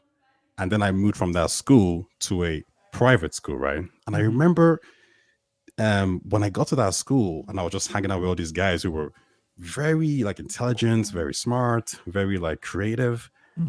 I had to level up to be their friend.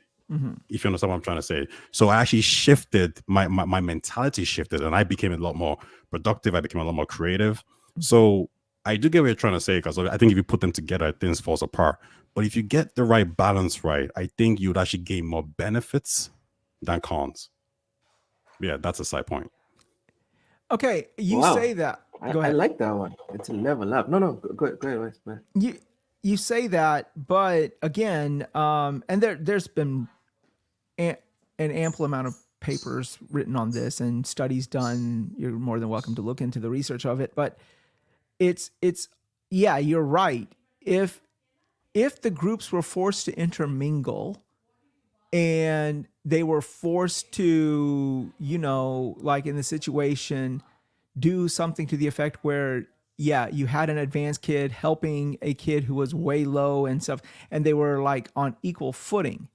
It worked. And equal footing in the sense that within like, can I speak some statistical terms here, if you don't mind? Away. Go ahead. Okay. Go ahead. Okay. So there's like, okay, there's people who can do mental math, and there's people who can't add two numbers to save their life without a calculator. Okay. And and I'm only speaking about math, but this topic can be taken in any subject. So the divide between the two groups is so great that there is no real chance of intermingling occurring because they're just so on opposite ends of the spectrum. They're so on opposite ends of the spectrum. That's like the analogy could be, and this would be a poor analogy. It's like somebody who has never played Call of Duty ever in their life coming into a multiplayer game versus somebody who's got like thousands of hours, who's ranked nationally and stuff like that, playing Call of Duty. So usually speaking, those two groups are not going to help each other because one is going to think the other is a liability to them. Does that make sense? Whereas if you get people who are more close to each other in performance level, there is a degree of intermingling that can occur. So when you talk about your school, yeah, but your school, the intermingling is done because the gap between the divergent populations is not as broad as the gap between, say, for example, a sped kid versus a gifted kid. So yeah. Does this do they consider the fact that like some of these kids, they just want to play with each other, right? So they want to hang out. So via football, school trips, basketball. Hey, we're gonna watch the NBA finals together. So in that context, they can intermingle. And then because you're intermingling on that front, when it comes to the educational point of view, you can see a crossover between, hey, you know what, my friend who I was playing basketball with, I was playing football with, he's quite smart. He likes it. He studies. Because I remember like these guys I was hanging out with, I'm like, yo, what are you guys doing after school? They're like, well, I got to do homework. And I'm thinking, oh, okay, well then I should go do homework too as well. It's that level of, it's not really a, I'm going to be good at maths as well. It's more of a, I don't want to say culture, but it's more of a personality. It's more of an environmental situation. Like this school was taking me to like, they took me to like prisons. They took me to museums. And it's that just being around that environment made me shift my mental space. So now I'm seeing myself go home and I'm studying because Jack and Mark are studying. So I'm focusing more on the culture enrichment that you can get as opposed to, hey, he's going to teach me work. And listen, I did have actually some problem guys. Is you wanted to assimilate. That was you want to do something. That's why I said with the right balance, it works perfectly. Now, if you take a lot of me, you know what I mean, like maybe 50% of me, but I'm going to just hang out with the guys who are like me. But if you put me in an environment where I'm the minority among these guys, then I have to assimilate. But you see, you made the key word here. Or you could guilt them and make them feel bad about themselves. And now they have to lower themselves to your standards. Make them feel bad about being smart. Yeah, no, but also, you make a key point. You say, if chosen and done correctly. Okay. So we're asking about the difference between something that happens just passively, naturally, versus something that has to take an active effort to do. And that which is most common is that which occurs passively. That doesn't require an active situation. So passively speaking, as human beings, we sort of gravitate towards our own. That's just the way it is.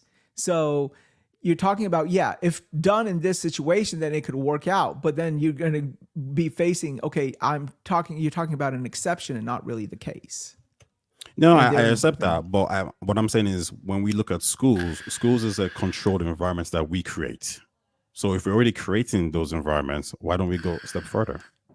right? Well, there's also something to be said, like it's also a self-perpetuating philosophy, right? Like you talk about some of these schools, right? Some of these schools have these, some of these kids who will be labeled as derelict and everything, and then you're talking about the government's not, the state or local government, county government, whatever, not funding the school, so the school gets progressively worse. Whereas if you look at a private school or anything like a charter school, the parents look at that, they're like, okay, my kids go there, we're going to pay more extra money. More money in the school allows for better opportunities for the kids contained therein and stuff like that. Like, for example, I teach in a public high school and kids are given Chromebooks. My kids themselves go to a private school and they're given an iPad with pencils. So and it's almost like a self-perpetuating philosophy, self-perpetuating thing here, so it's just one of those things that when you go to those types of schools, the schools that get funded get better kids because they're getting funded, versus the schools that are not getting funded are getting the worst kids because they're just getting the residual. So it's like almost like it's almost a self-defeating situation. So yeah. But in the same, going back to this is the same thing here. You have to choose it correctly. And again, I don't fault her for doing what she's doing because she's making an indie game, which is a niche game.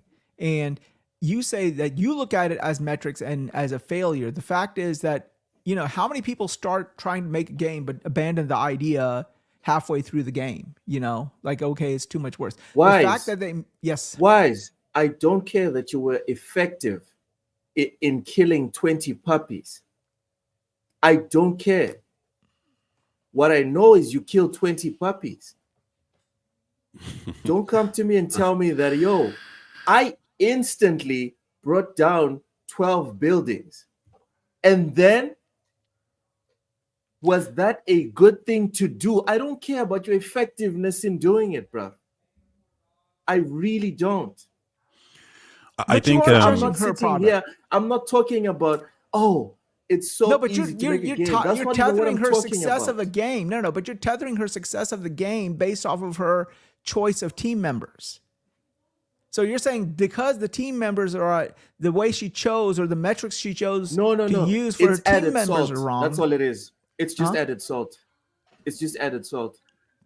I think what he's really trying to say is like you made a dumb decision, and you not only made a dumb decision, but you got your just desserts as well. Yeah, but you do not know if this dumb decision was the reason it caused that. I'm just wanting to say, matter, if there's a correlation, there may not be a causation. Dude, you stole a purse on the street. You tripped, fell, broke your stealing a purse on the street back, has a different moral implications. Let me finish. You became paraplegic from stealing that purse. Is it a consequence of stealing the purse and trying to run away that you became paraplegic? We cannot effectively quantify and say yes, it is. But mate, you got what you deserve. That's all it is. I'm not trying to say that if you make a game and you make sure that you have exactly 10% white people, 10% black people, 10% whatever, and then everything is equally distributed, you're going to have an awesome game. That's not even what I'm saying. What I'm saying is you did something that should not be done. Mm-hmm. And thank fuck, you're getting bad results from it. Whether it was a consequence or not, I don't care. Are we on the same page now? There's generally two reasons why a game will fail. Yeah.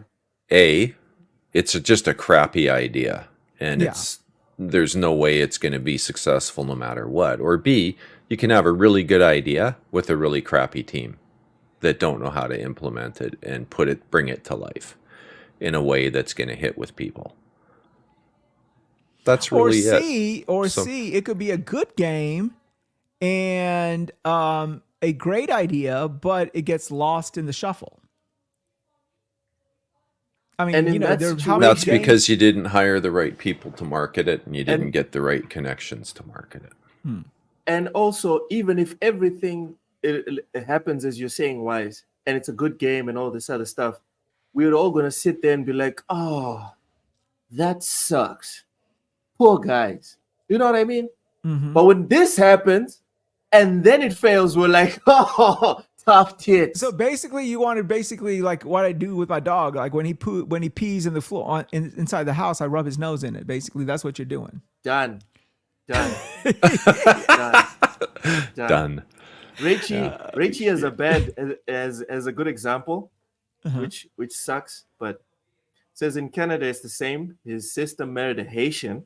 This guy doesn't socialize with my family, and it affects my sister a lot. The dude only wants to be with those like him.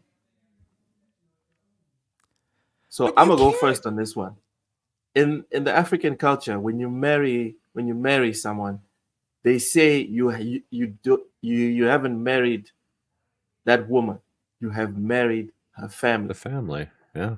So now, when the father is ill, guess who's waking up at 3 a.m. to drive him to the hospital? When the mom comes back from a flight, guess who's going to pick her up? When it's the birthday of some random kid you've never seen, but that kid happens to be the child of one of your wife's favorite cousins. Guess who's going to this birthday and is going to sing happy birthday like they freaking can't, like they love the kid as if that child was their own.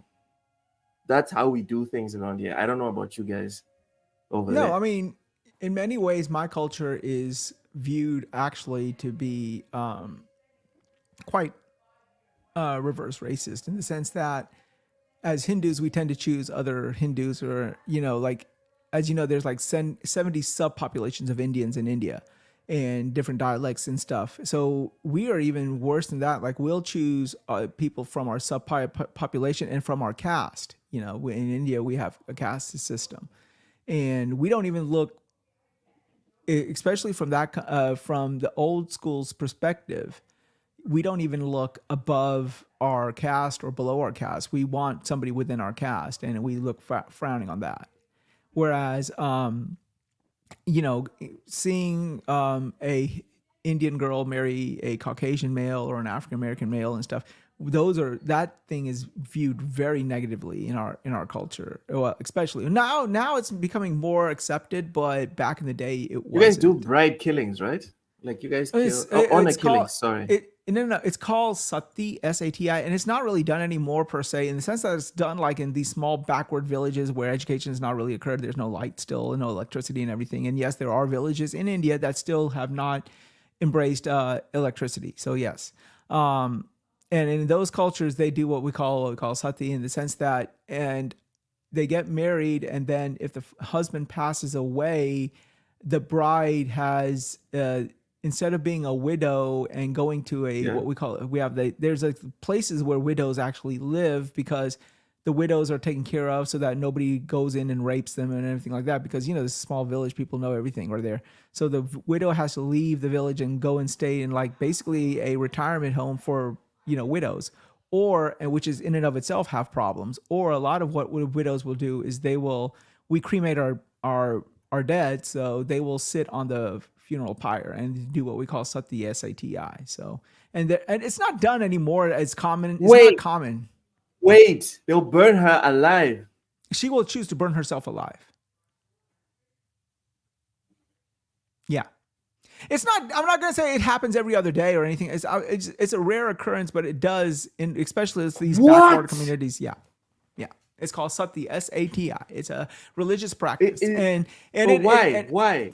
Okay, because also it also ties tethered to our religion, because it is said in our scriptures that would be considered like a martyr sacrifice, and you get what we call nirvana. People know nirvana based off of the brand here in America, but nirvana is an Indian word meaning out of the cycle of death and rebirth. So of course, our religion, we believe in reincarnation. And you take human form, you encumber so many sins that you do, and based off of how many sins that you do, your next life is sort of predetermined based off of how you lived your prior life. Like if you were a criminal and just a negative guy, you might be born in impoverished situations, or maybe crippled or spina bifida or something like that. So what gets you nirvana is basically your spirit not going into that cycle of death and rebirth. It gets pulled out of that cycle and you become one with the universe, with the entity that is our God, and you're out of the cycle. And the thing is that if a bride does sati, that is like the ultimate martyrdom situation, and they get out of the death and birth cycle. So a lot of women actually in backwater communities still choose to do it. It is not something that they are forced to do. It is something that they choose to do so that they can be out of the cycle of death and rebirth. So, yeah.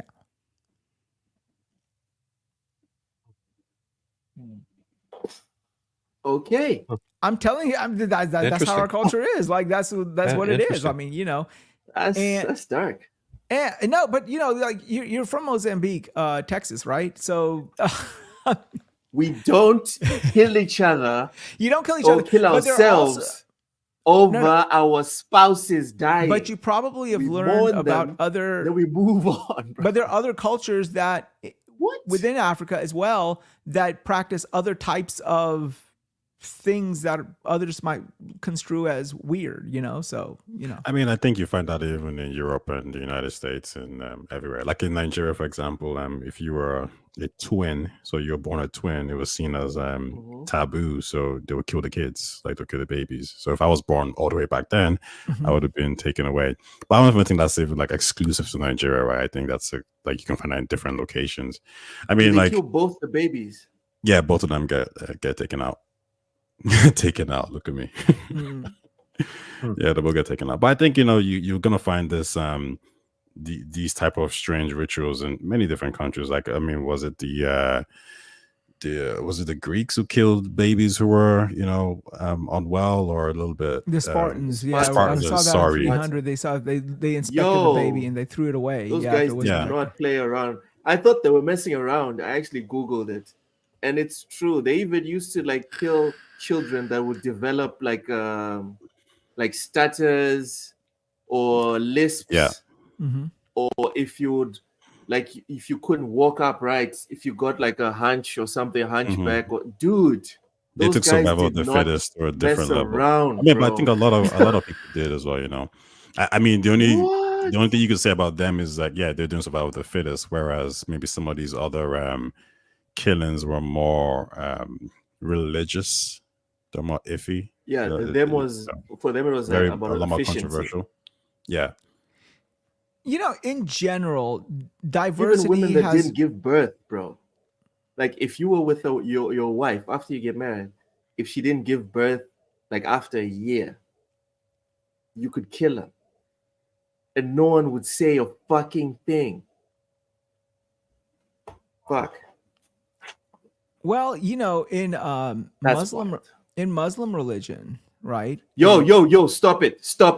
We could talk about all the religions except for that one. All right. You know the terms of service. Let's go back to the video. This guy. This guy. To create a safe environment. And I know the best way for the environment to be safe is to be around people who are just like me. And I'm not saying that white people in the industry are creating unsafe environments. I'm not saying that. That is not what I'm saying. Wise, is that what she's saying? Well, you can say I'm not saying this, but then what do they say? What's that old saying go? Actions speak louder than words. You know, you can talk a good freaking game, but your actions mean a whole different story, you know? So, yeah, I mean, yeah, you could say that a good game, say, oh, yeah, it doesn't mean that I'm thinking that white people are creating an unsafe environment, but I want a safe environment, therefore I'm not choosing white people. Therefore, you're indirectly implying that they're creating an unsafe environment. So, exactly. You know, Exactly. So it's like, what is this argument? What was it? I remember this when I was in my speech and debate stuff. Ad absurdum or something else, like you take one step of logic and then you take it to its logical conclusion, but it ends up being an absurdity and refuting what your initial premise was. So yeah, something like that. But yeah, that's what she's basically doing. All right. So now you're caught up, Wise. Now you're caught up. Now we were all moving forward together. Let's hope no one else hops in here, because I did send another link to Cozy. I hope no one else hops in here. So we have to restart. Here we go. Saying. cozy. I am saying that sometimes it is hard to work with white people because they think that They. something made it okay, but it was really a microaggression. And no one wants to deal with that while you're trying to make a game. Anyone have any thoughts here? When was this interview done? This was, I think, 2019, something like that. The game was released in 2019. The interview was done in 2019, or the game was just when was the game? When was the interview done in reference to the game? That I don't know. Valid date. Let me open the Wikipedia. Romance visual novel. Whew. So the game came out in 2022. And this That's was when done it in came out. 2019. This was done in 2019 when they were getting funding. Okay, so yeah, it's just no. I mean, like, I don't know. It's just one of those things that it's When even Wise says he doesn't know. I love it. it's she keeps digging her own grave here, and that's the problem that I'm having. You know, with this whole. It seems like she's trying to pander for a justification that nobody in their right mind will be giving her. Hey, MJ. I mean, how to say this? How to give it an analogy? Let's see.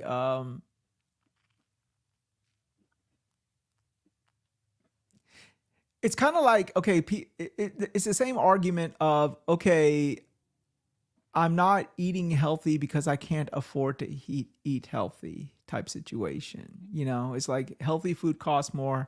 I'm on a limited budget. Therefore, I'm going to eat junk food because not that one race is junk food or not. I'm not trying to imply that. It's just, it's like saying, it's like you're saying, yeah, I can only afford a certain amount of amount to give to my to my diet, and I'm therefore, since I can't afford that much food, I'm going to buy junk food, and that's why I'm not eating healthy, and that's why I'm sick and overweight, because I'm not eating healthy because I can't afford to eat healthy because I can get my prescriptions cost too much. Yeah. And my rent is too expensive. Yeah, it doesn't fly. It doesn't fly. You know, and that's what I think she's doing here. And this one with the microaggressions.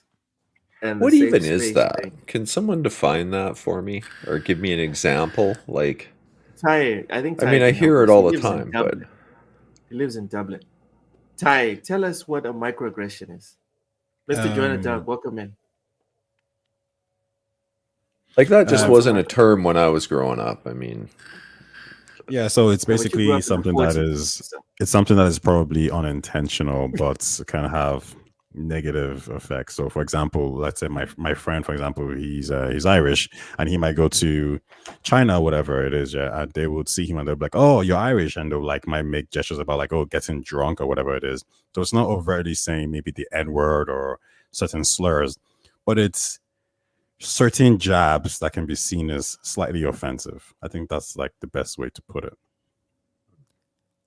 Let me ask you guys. So referencing a stereotype or something. Yeah, it's a very stereotypy kind of way, you know. Let's say, for example, I'm a black guy and somebody can make a reference to black guys. It could be something positive, but it's still something that someone might take offense to it. I wonder if like you talk to some like black people, for example, like let's say like instead of black guys, and it could be like, well, you're a black guy, so you must be this, you must be that, you must be good in bed, or all this kind of stuff. And maybe there's a guy, some girl, he might be some girl. Good in bed. Who we asking her? Like, so, but, I'm the wrong person to ask, but. Is that why? Is that why? Look, your wife calls you a white man. Bite me.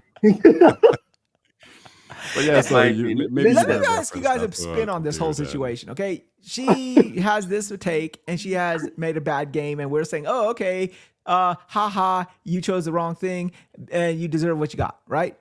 Yeah, yeah. You and I are playing a game, and I presume you got the other two on the panel are also. I have looked at this game, or if not played it yet. Is on PlayStation called Tales of Kanzaru. Kenzera Zao. Kanzera. I'm sorry, I cannot pronounce. It's worth a damn. It's fine. It's fine. Okay. What if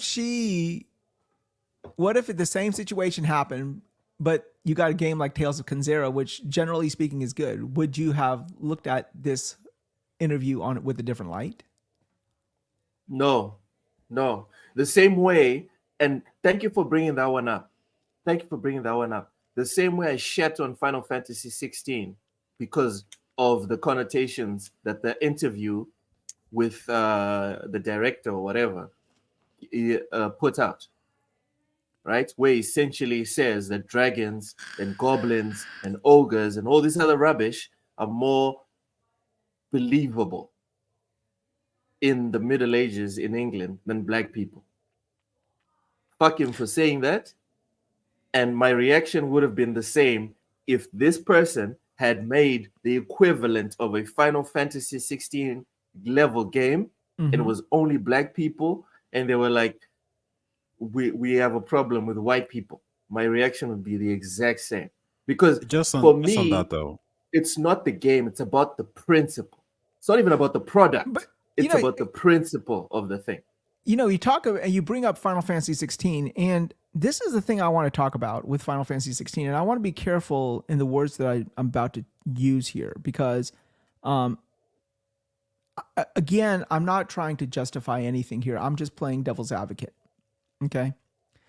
Because I do believe a little bit of repartee and pushback is always good. I like pushing back. I like stirring the pot, right? I mean, you know me. I like doing that. Let's go. Final Fantasy 16, generally speaking, has a medieval bent, correct? We would all agree with that, with, you know, knights and swords and back Middle Ages medieval bent, right? Yep. All of the stuff that comes from that genre of gaming or genre of stuff, whether it's books, movies, games, etc., they're all to a greater or lesser extent tethered to the original person coming up with that idea. Well, I'm not gonna say original, but generally original person coming up with that idea was like J.R.R. Tolkien and right. But he's not the original Middle Ages person. I need to correct you on that. Okay, if you take some time to look at the art from the Middle Ages, there were black people in the Middle Ages. I get monks, that, but let me knights.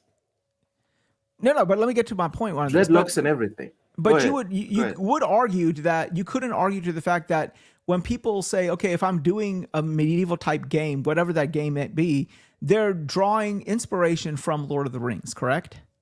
To a lesser or greater extent, to a certain extent. Usually that is the go-to one. Would you agree or disagree with that statement? I would disagree. I would agree 100%. Okay. Now you live in Dublin, mate. Of course you would disagree. Come on, dude. Because listen, when I heard the statement Tolkien's from grave is like next door to yours, right? Like you can see Tolkien's grave. Yeah, but I think intention is important, right? So if the director he's referencing medieval European culture, then I see where it's coming from. And Lord of the Rings was basically written to give the Anglo-Saxons a mythos, if you will. And when Tolkien looked into it, he did a lot of research. That's why the lore is so rich, because before he wrote one letter pertaining to the book, he did all of this, historical studies. He freaking created his own language, for Christ's sake.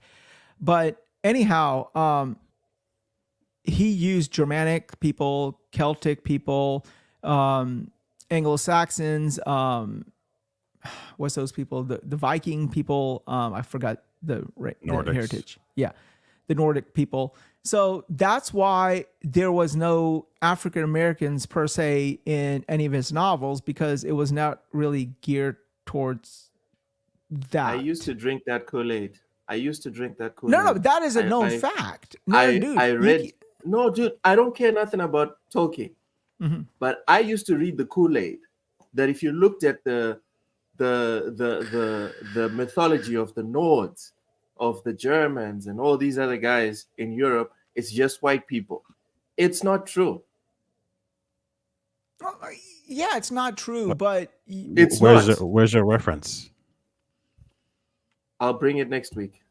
But you're talking about African American. Even I used to buy it. And then I saw like YouTube videos that were connected to that sent links to like documents and texts that are in museums in Germany and Spain and Portugal, and I'm just like, okay, so let me take this L, because I also got pissed off about the giant in God of War, and then someone educated me, and I'm like, oh, okay, so maybe that specific giant was not black. Yes, that's true, but they were black figures in almost all the European folklore.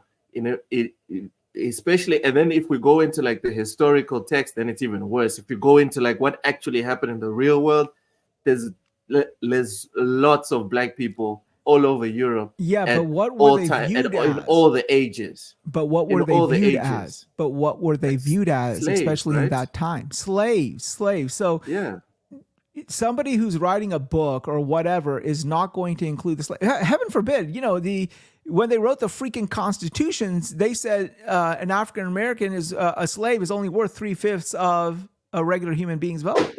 So, and that was in like what 1776, and you're talking about this an era that came before that. So they're not going to put a lot of credence in that. Again, I need to reiterate my point with Final Fantasy. My problem wasn't black people in the game, because I play lots of games that have no black people. That's not a problem for me. My problem was that he didn't just come out and say, oh, this was our artistic vision. That's not what he said.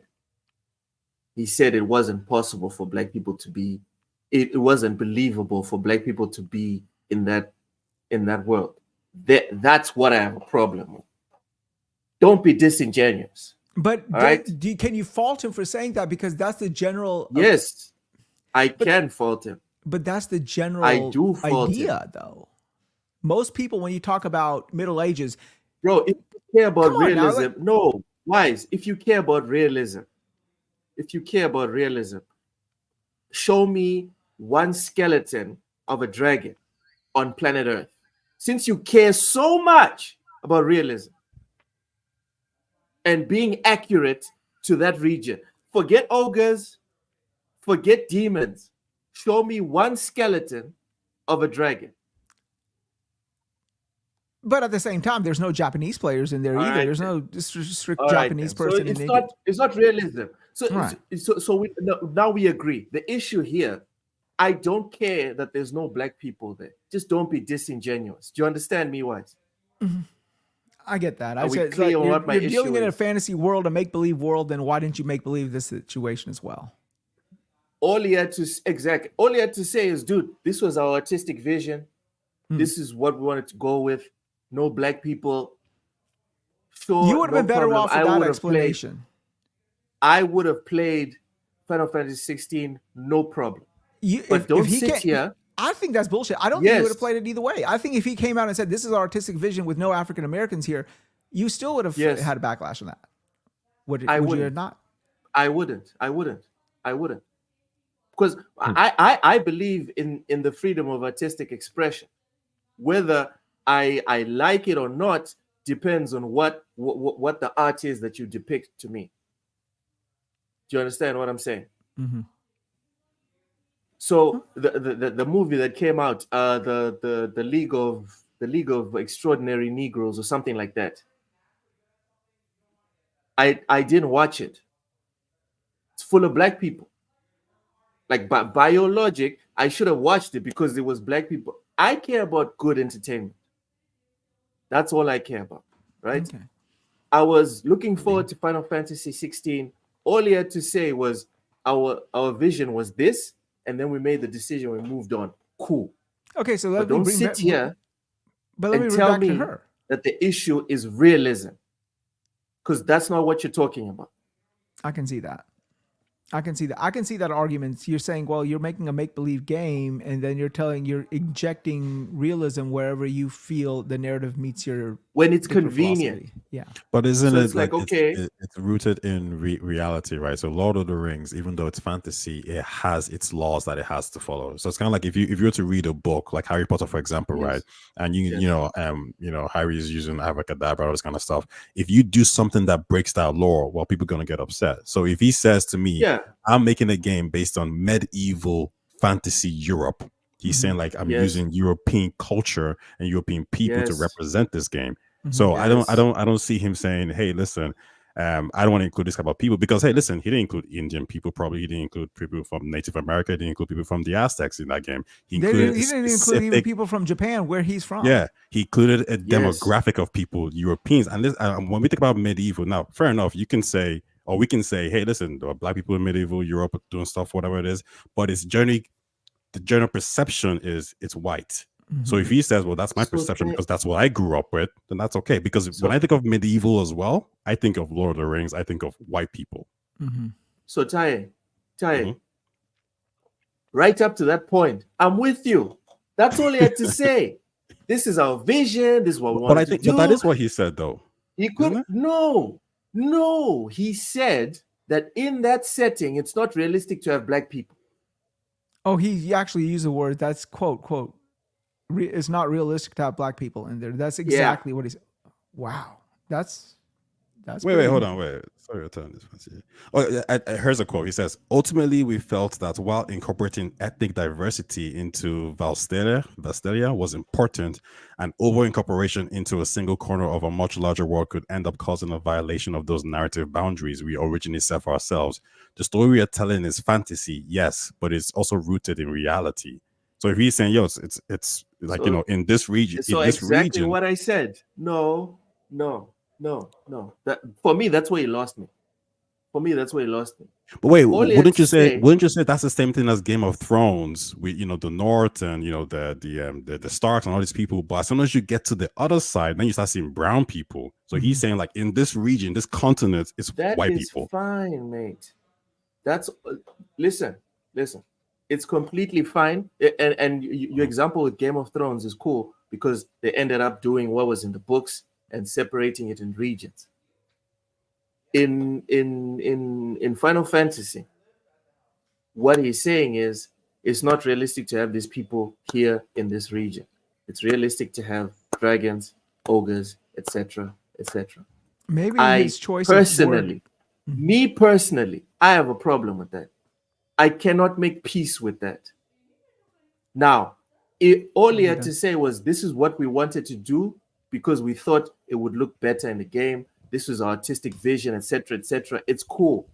As soon as you put in realism in a fantasy game, and then all this other wild stuff is cool, but black people is where you draw the line.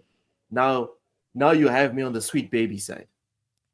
That's where you have me on the sweet baby side. Look, I gotta run. My next guy has just come in, my next appointment. So I'm gonna have a nice show, guys. It was great talking up with you guys. Cheers. So, yes. Pleasure. Cheers, bro. Let's try and finish this video. Let's try it because we still have to go into Sony and Stellar Blade because game that they love. I have a team of 21 right now. Oh, okay, so that was it. All right, that was the end of the video. Yeah. Goodness. Does anyone have anything else to say before we move on? Because this was a bit much for me. No, I'm good. I'm good as well. I think we're on the same page when it comes to this person. Yeah. And I don't have a problem with the person. I have a problem with the idea. I think we're on the same page on the idea. Because you want to fight, and this speaks to what we're going to tackle right now. But you want to tackle and you want to fight ideas. You don't want to tackle and fight people. I don't think that leads to good outcomes or positive outcomes.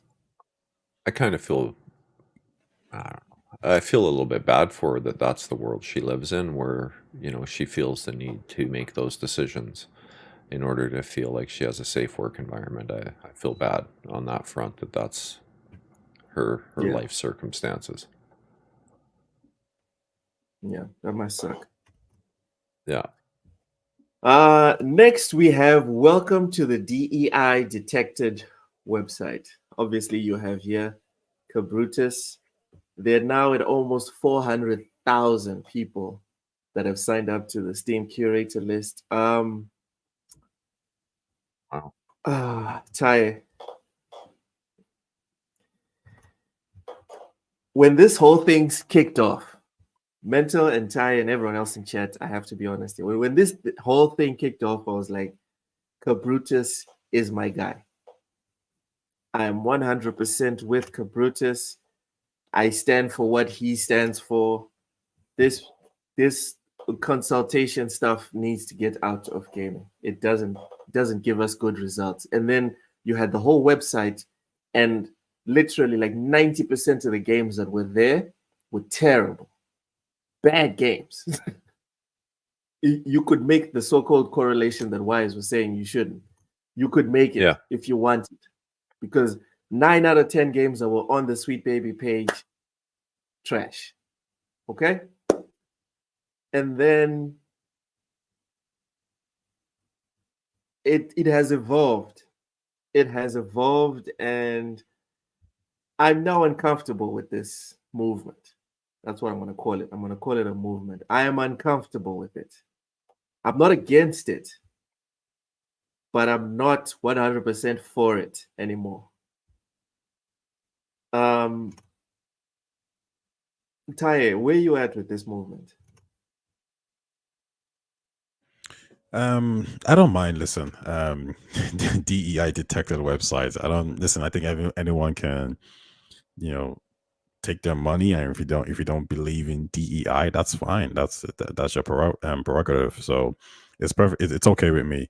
And listen, you're gonna mix up. There's gonna be people there who are either racist, or people who don't like forced diversity, or people who don't like the fact that they feel the story's been affected in some way, shape, or form.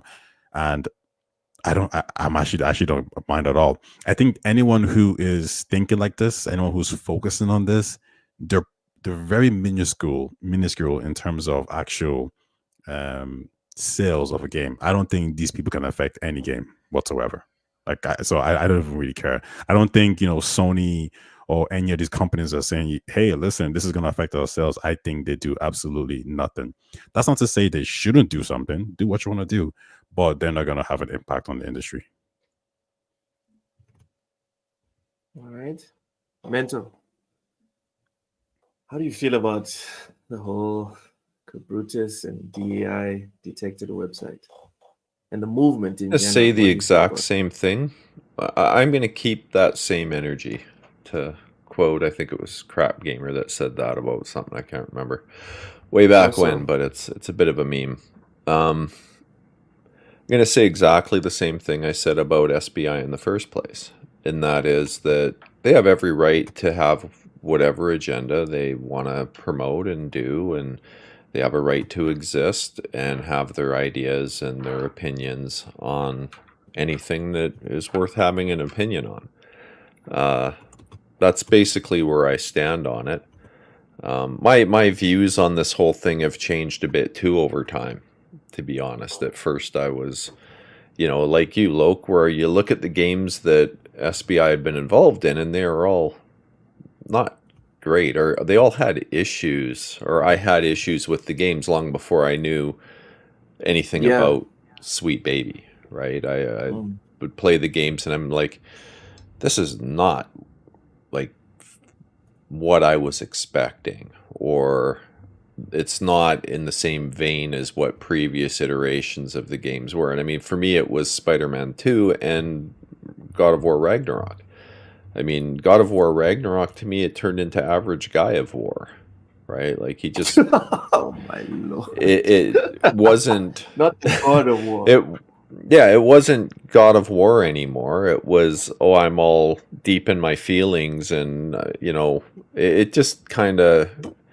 Gods of Feelings I 2. well, yeah, and I mean, I enjoyed the game somewhat, but nowhere near as much as 2018, that version of it.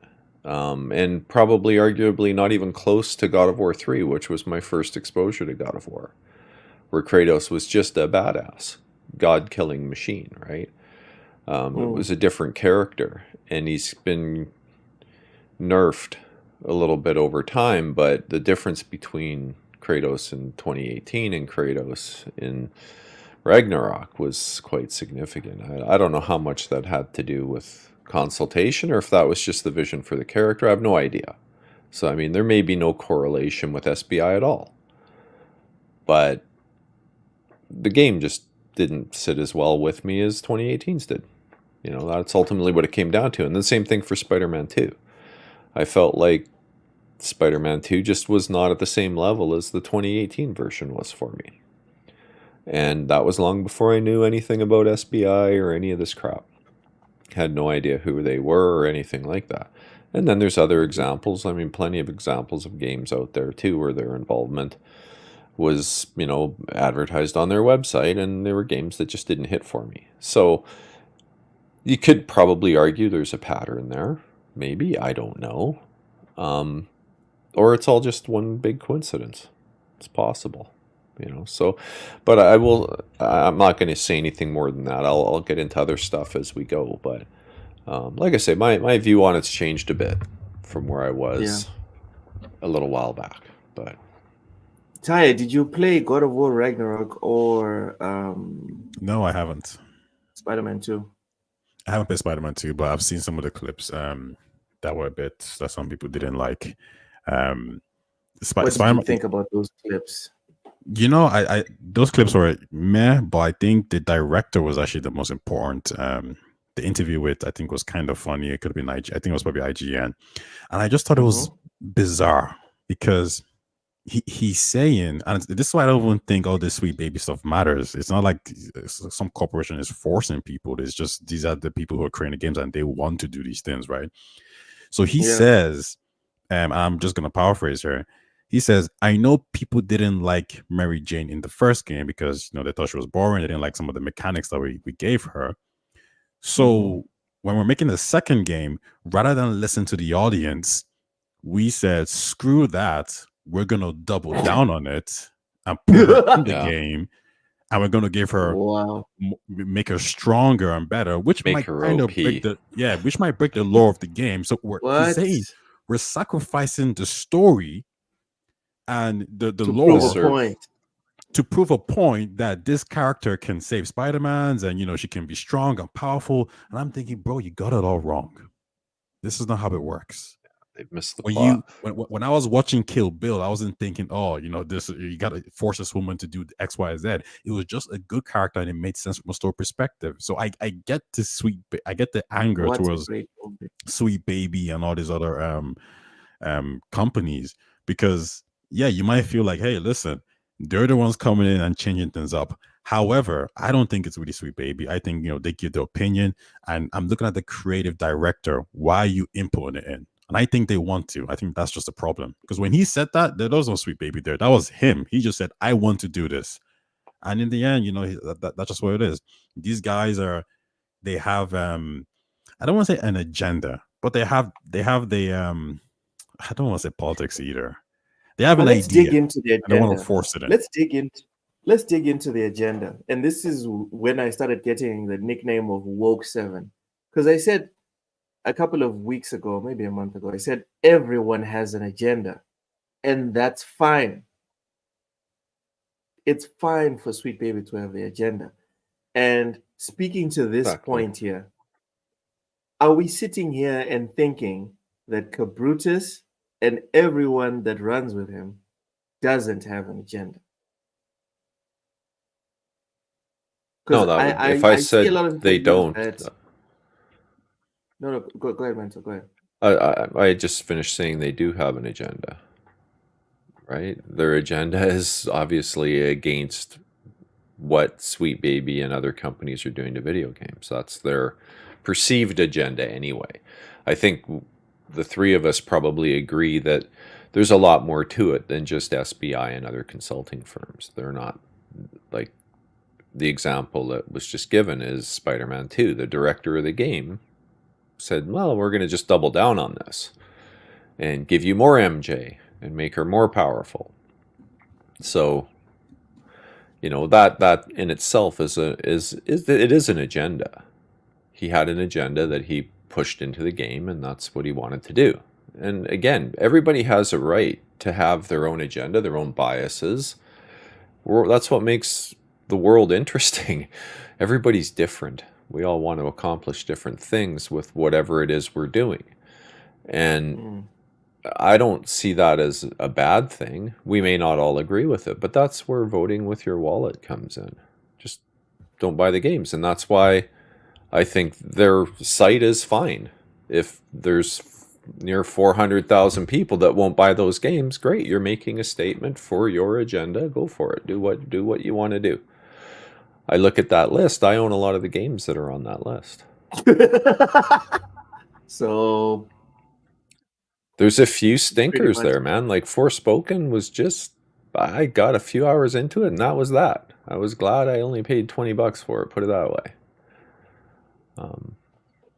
I guess the one question I could ask you guys is, do you actually think Sweet Baby affects these games in a negative way? Because for me, I don't even think it's anything whatsoever. Like Forspoken is crap. It just has bad writing. God of War doesn't seem to have bad writing. Same to Alan Wake 2. Forspoken was written by Black Girl Gamers, I think. It was their consultancy that did all the writing for that game. I think so. I could be wrong. But it was a consultancy group that did all the writing Does the for site it. not even work? Oh yeah. It was Forspoken. Yeah. Black Girl Gamers was Forspoken. Okay. Was it? Because I know it was some writers though. Hold on, let me double check that.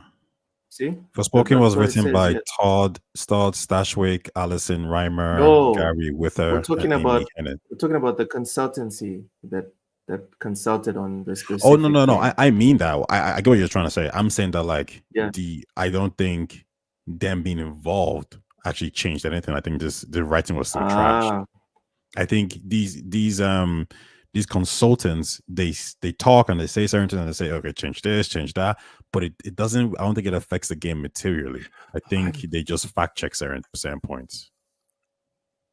Because, for example, if you look at who wrote Forspoken, it's Todd Stashwick, Allison Reimer, Gary Witter, and Amy Hennig. I think these people are like they're known in the gaming industry, so I can't see how these people have this much power, and they're well known, and they let a consultancy firm tell them to write a shitty story because they know what's a good story and what's a bad story, right? So I just think it was just them. Do they? Dropped the ball. Well, I just think they dropped the ball. Okay. Listen, I look at it the way, and this is me trying to be objective. You guys can call me out if I'm wrong here. If these were absolute bangers, I don't think these sites would be like editing themselves to remove links to the games. I don't think they'd be hiding, protecting their tweets. If this was a good thing that they're doing, and this is after me saying that I'm feeling iffy about these guys, I feel conflicted. Like, why are you hiding them? So I think they're hiding for a specific reason, right? I don't think it has to do with the quality of if the game is good or not. I think if I was them, what I would have noticed is this, right? I've been working for all these companies, right? And I know there's an agenda. I know, like, people don't like what I'm doing in the industry, whatever it may be. But I'm worked with, Remedy and Alan Wake 2. I've worked with whatever Nintendo. I've worked with Microsoft. I'm building this relationship with all these developers. And then somebody, a gamer, catches it and says, got you. And now they're putting these developers on blast and me. So now these developers are getting like, messages on Twitter from people saying, oh, I'm not going to buy your game because of this and that. It's going to make Remedy think twice. Like, listen, we worked with you. You guys didn't really do much. You did a little bit here and there. Do we really need to work with you again and risk the fire of all these gamers? The answer is no. We ain't gonna rock with you. So if I'm Sweet Baby, yeah, I'm taking everything down. I don't want the evidence out there. But if we follow your logic, you just said just now, not 10 minutes ago, you just said like these guys aren't affecting any sales, and these companies, Microsoft, etc., they exist for sales. As much as they might try to act like they are our uncles and they are friends and they care about our feelings, etc., they're here for sales. If you and I can see something so obvious that no, these people do not affect sales, why hide? Because Twitter's a separate space, and I think the perception is all that matters. Because at the end of the day, it's all PR, right? Remedy is doing well. There's Alan Wake 2 is doing pretty good. That's great for us. And then they're seeing Alan Wake 2, talked about on Twitter. Okay, is it people love our game? What's going on? It's people saying, hey, your game sucks, wokeism, all this kind of stuff. Nobody really wants that kind of drama. And then you just need to evaluate your relationship with Sweet Baby. Are they actually worth it? Are they worth the nonsense that's going up online where people are attacking us and saying this and that? And the answer is probably no, they're not. It's not going to affect their sales. Like I'm pretty sure of that. But nobody just wants the drama. It's just a perception thing. You don't want people making YouTube videos saying like, "Oh, your game sucks." All these content creators now pulling some black girl in Alan Wake 2 and they're putting some kind of cry emojis. Like, this is not the narrative you want for your video game. And Sweet Baby seems like a liability in that sense. It seems like I don't know, man. The logic for me is it's not, the math is not mathing. Either it matters or it doesn't matter. Metal. I think they're their own worst enemy. Who? That's the SBI. Like the people involved in SBI. They started this whole thing, right? Like, bro. If Chris didn't go after Cabrutus, there wouldn't be nearly 400 members on this thing because no one had heard of it. That's what I mean, 400,000. No one cared. A little bit. No one cared, right? No one knew about it, but because he went after them, I don't know. I've said it before when we've had this discussion. If I was their PR person, I would tell them to stay off social media, just shut up and do a good job. That's it. Just do a good job. Make games fun. Make fun games. Whenever you're consulted, make sure it's the most fun it can possibly be, and then all this goes away on its own. But it is odd that the bulk of the games they've been involved in have some pretty serious critiques against them as to, whatever it is, if it's from lore changes to bad storylines, or I think they're largely responsible for writing the banter and some of the content in, what was it, Suicide Squad, shredded on Metascore.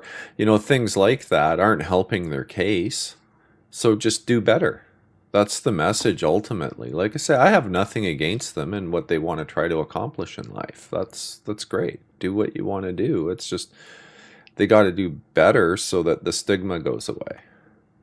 Make sure that you're helping in the best way possible when you're consulted, right? I think that's it. We just want fun games. I don't care about the rest of it. I just want a good game with a good story that's fun. I read an article a couple of days ago that Suicide Squad has less players right now than the Avengers game. Yeah. That is terrible.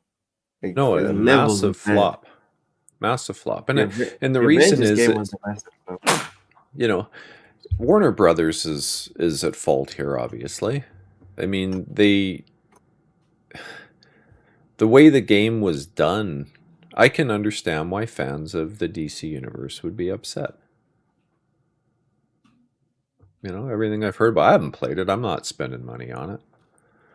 But you know, I can understand why there's people in the community that are upset and why it is doing as bad as it is, based on everything I've heard.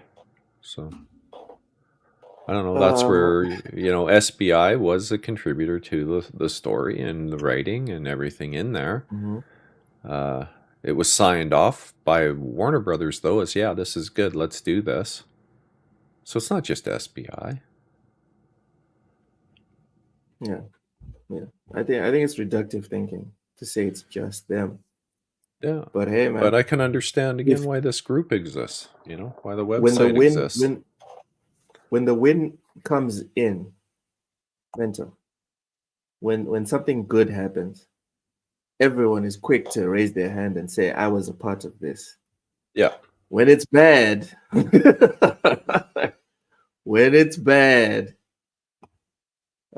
right. So about the website, you're cool with it, mental? Yeah, I think it has every right to exist, and the people that want to follow its guidance have every right to do what they want to do. And I'm pretty big on the whole idea of freedom to choose and you know, make your own decisions in life. What do you think of, like, on the thumbnail just there? This pure racism, and it disgusts me. I think it was Risket who said that. Yeah. Who was he saying? Was he saying that Zhao is racist, or was he saying that Cabrutus is racist? No, I think because people were saying they're not gonna buy. Well, I think it says Cabrutus is racist, right? Or no? No, I think what he was referencing was the fact, I could be wrong, but I think what he was referencing was the fact that people didn't want to buy the game because Tales of Zhao. Yeah, because Sweet Baby was attached to it or something like that. And that's where my sentiment around the whole subject changed, because I was with it until I played Tales of Zhao, and then I was like, I think the right way to do it is to not become extremist, because my problem has always been with the extremists. The racists, to me, are extremists.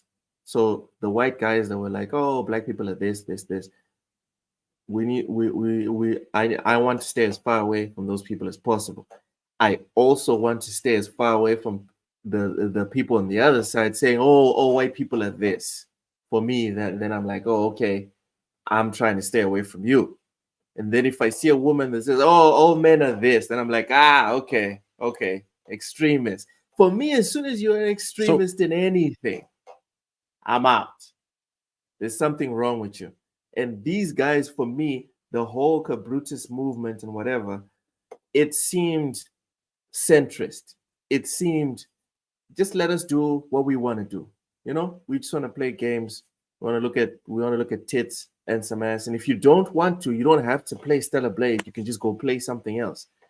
I could get with that.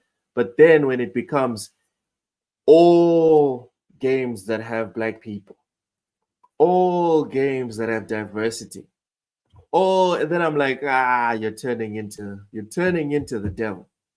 You're fighting the devil, but now you want to turn into him, and I can't cheer that on. Does that make sense to you guys? Yeah. No, I'm right there with you. I think. Well, what do you think of the website? You haven't given your opinion on it. Yeah, Ty.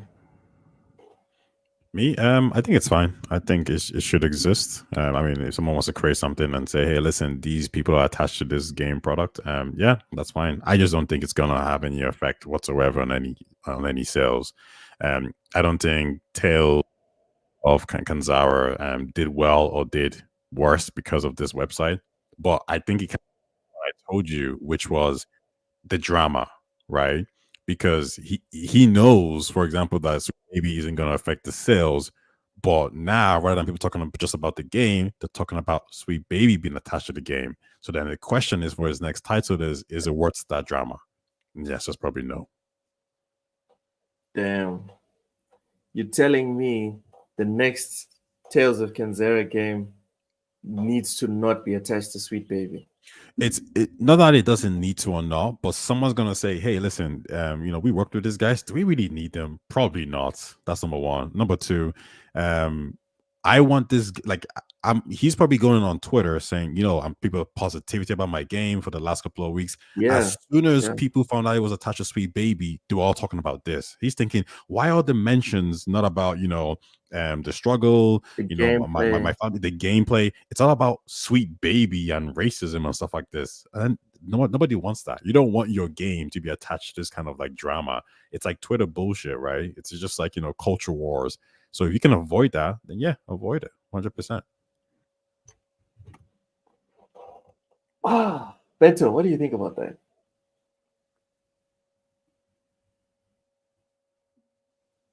I think it's yeah. I'm thinking about it. It's I don't know if they would have suffered enough backlash to make them decide not to engage with SBI. I mean, I think generally speaking, the game's been pretty well received, if I'm not mistaken. So for the sake of the people on Twitter, I don't know. I don't know. I'm kind of two minds. I can see your point, though. I look at Rachel's comment where he says, like you can imagine Rachel's like a big, Twitter guy, whatever, and he says, Tales of Kanzara needs a historian professor, not a Sweet Baby activist. You're thinking, why is that the comment, right? You want him to say like, yo, Tales of Kanzara is amazing, it's dope, but instead it's political. And you're thinking, my game doesn't want to be political. It's just a good game. Like, what is all this bullshit I'm hearing about? So in that sense, push him away. I'd like to know the role that Sweet Baby played in the game. What was their consultancy used for? Probably like nothing, to be honest. I almost imagine they just go ahead. Sorry. No, I'm agreeing with you. Sorry, I have a bad habit of where I'll talk over people. I don't mean to. I apologize. Go ahead.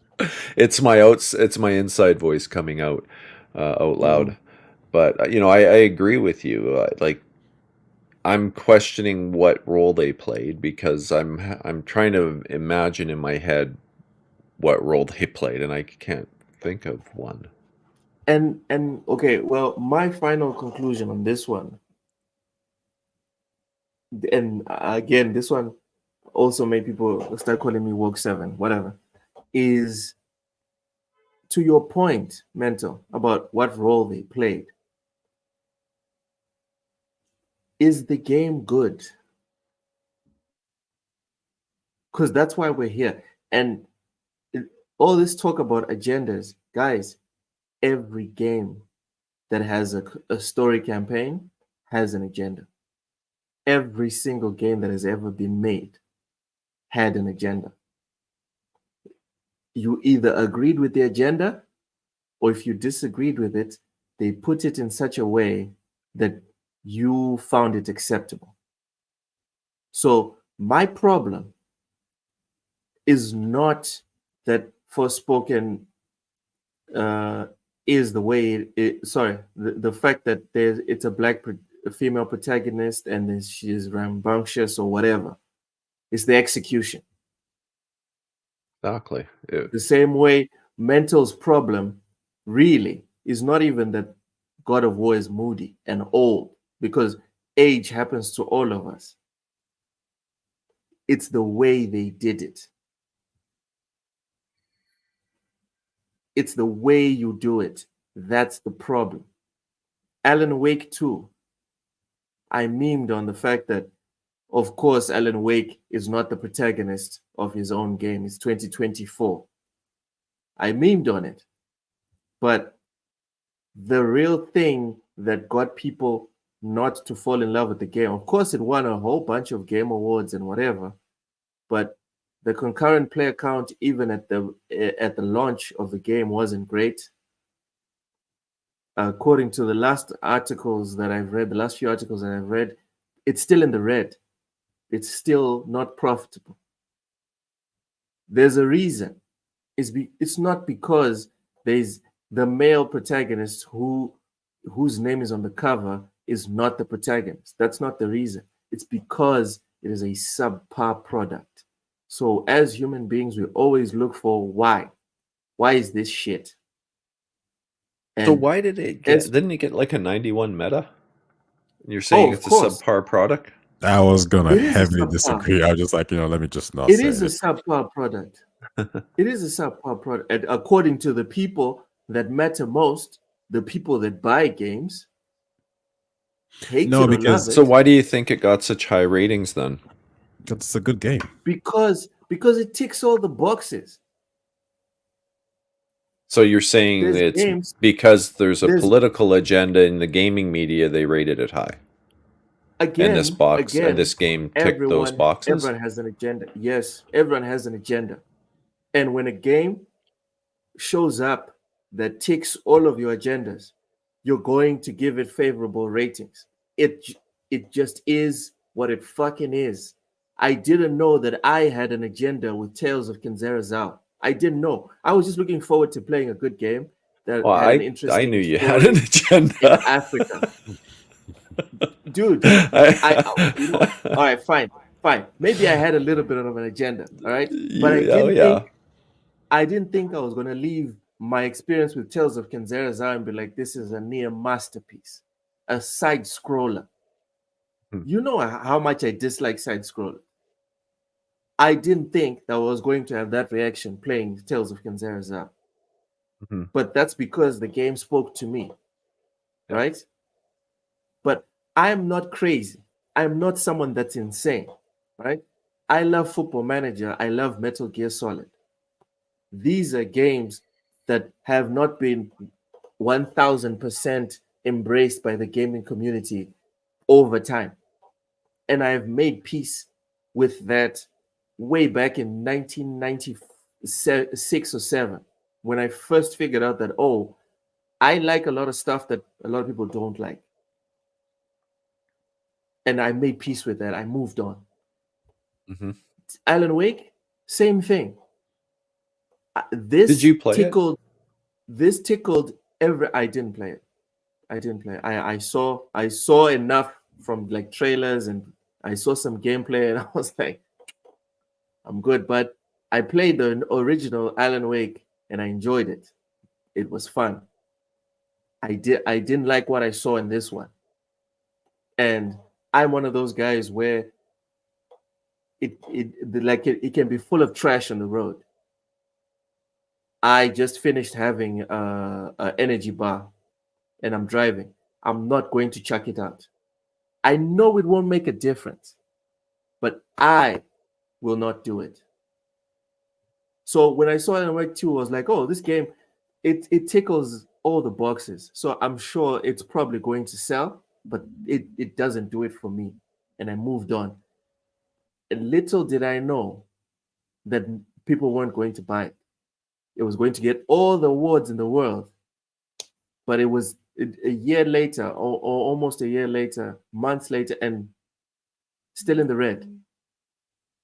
For me, if people aren't buying your product and your product exists to be bought, it is a reflection on your product. But there's mitigating reasons why people didn't really buy Alan Wake 2, though, right? The first one it wasn't available on Steam, and we know how PC gamers are like. It would not go anywhere else. It was on Epic. Even the community manager, when he said, "Hey, we got Control back," some guy posted saying, "I'm so happy you got Control back, but don't do a deal with Epic again because I don't play your games because they're not on Steam." And he was like, "Yo, bro, just download the launcher." So that's just the first thing. Second reason, like, it's a dark game. It has horror elements. People don't really generally gravitate towards this. It's kind of like it's niche. Resident Evil 4 is probably the biggest horror franchise, but everything else below that doesn't generally sell well. And Alan Wake 2 is one of those games. I think the third thing to really consider is the fact that it was a next gen only title, whereas the previous games, Alan Wake and Alan Wake, I think about on the Xbox 360, which was 80 million units.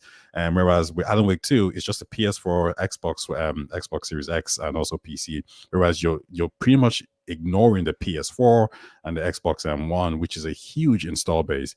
I think even I don't know if Square Enix even mentioned that, the fact that Final Fantasy didn't come out on PlayStation 4 hurts the sales potential. So I think there's a lot of reason why Alan Wake 2 didn't really get the numbers it should have gone, and I think they're well aware of that.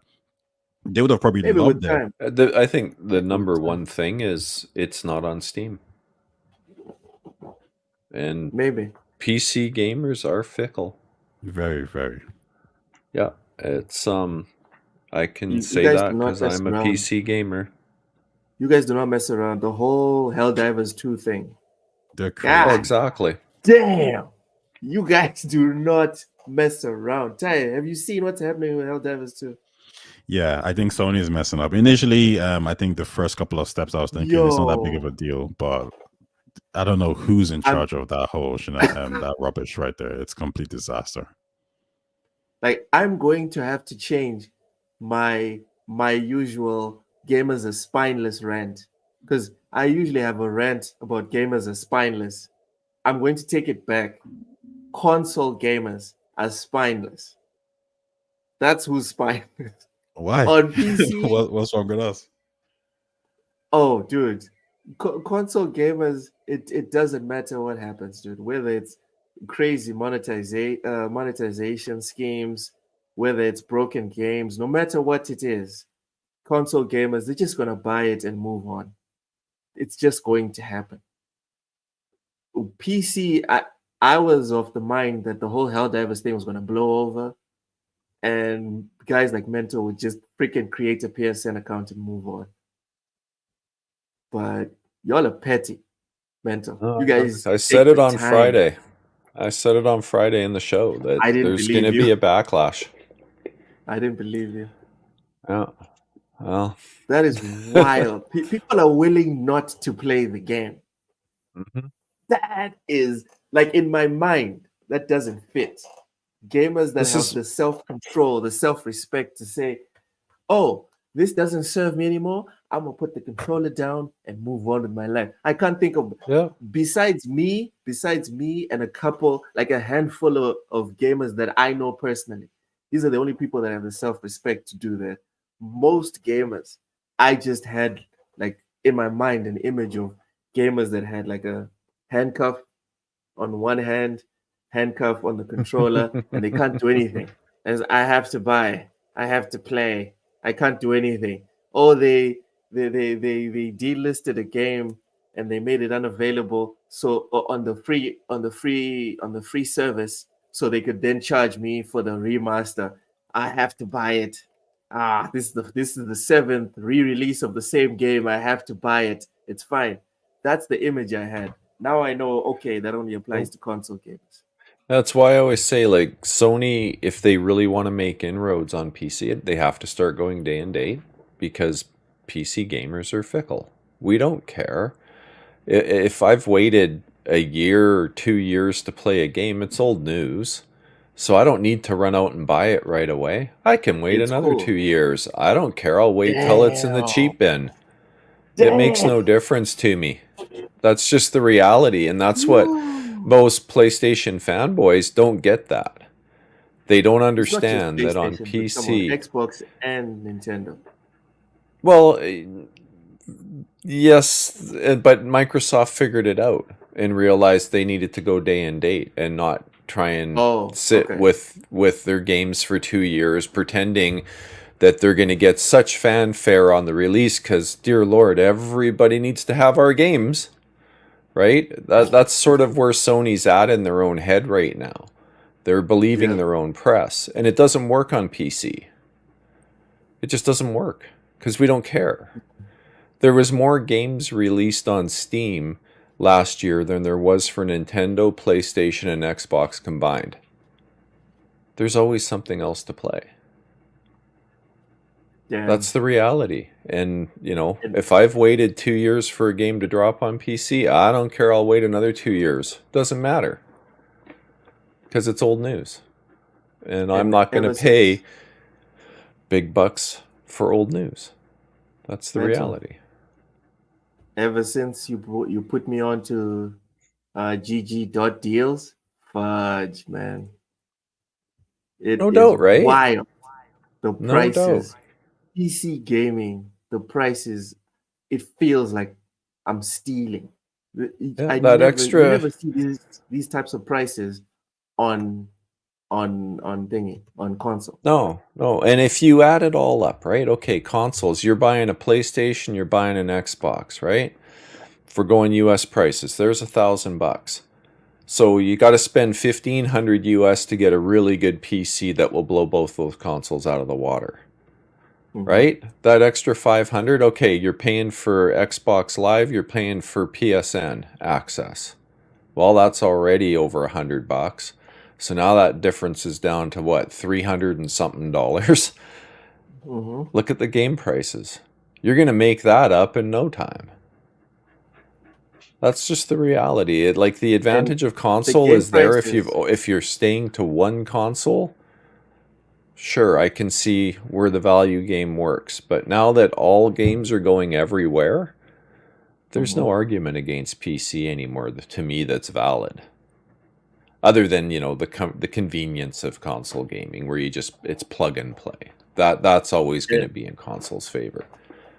And mental, as far as the games are concerned, there's two sections you need to focus on, not just the pricing.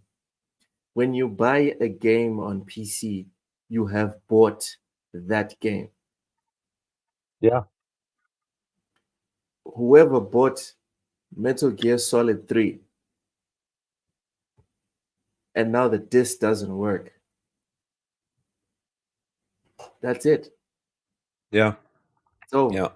And even if okay, well, it's a digital game, they could revoke your license, etc. I've never had a game get deleted off my PC, whereas we know that PlayStation has done that. I don't doubt that there's instances where, you know, all you have to do is look at the stellar. Yeah, that's what I was going to say. I have no doubt there's instances where Xbox has done that too. And the other thing is, let them delete it. I can find a pirated version anyway. Oh my if you're going to be a dick about it, I'll just go out and get it for free. Because I've already bought the game. To me, I own it anyhow. And you can find a crack for anything.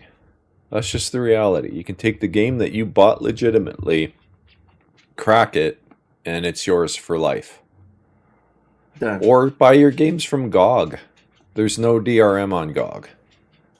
I've slowly been picking up games there that I've already owned on other like storefronts, just because of the fact it's DRM free. I back it all up on my own server, and I'll have those games for as long as I'm alive.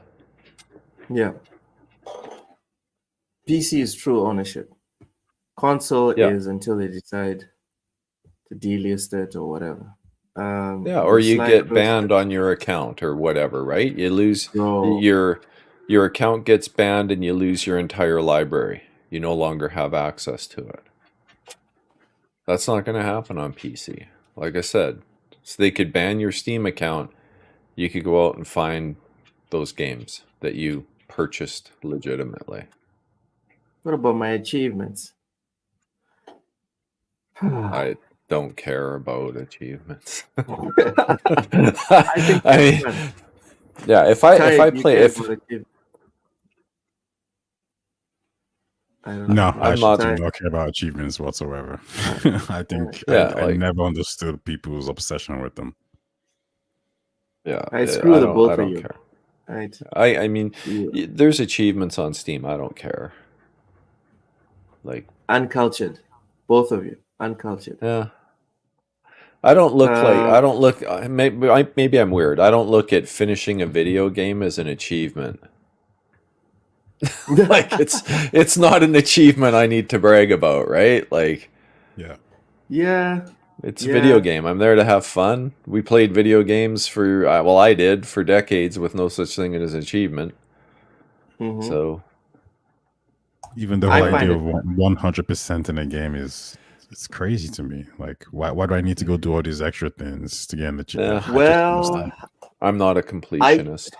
I'm about to do it with Stellar Blade. Well, I'm going to try to do it with Stellar Blade. I also don't do it. I also don't chase like achievements. Yeah, I don't chase achievements or trophies. But with Stellar I can tell you, like, the look of the game that makes me want to keep looking at it. If you understand what I'm saying. Anyway, Mental, you were saying. Jeez. No, I was gonna say I think there's like maybe 3 games on Xbox where I have like 100%ed the game. I've never platinumed a game on PlayStation, and on Steam, there's not a single game on Steam where I've got every achievement. I just don't care. I play games for fun.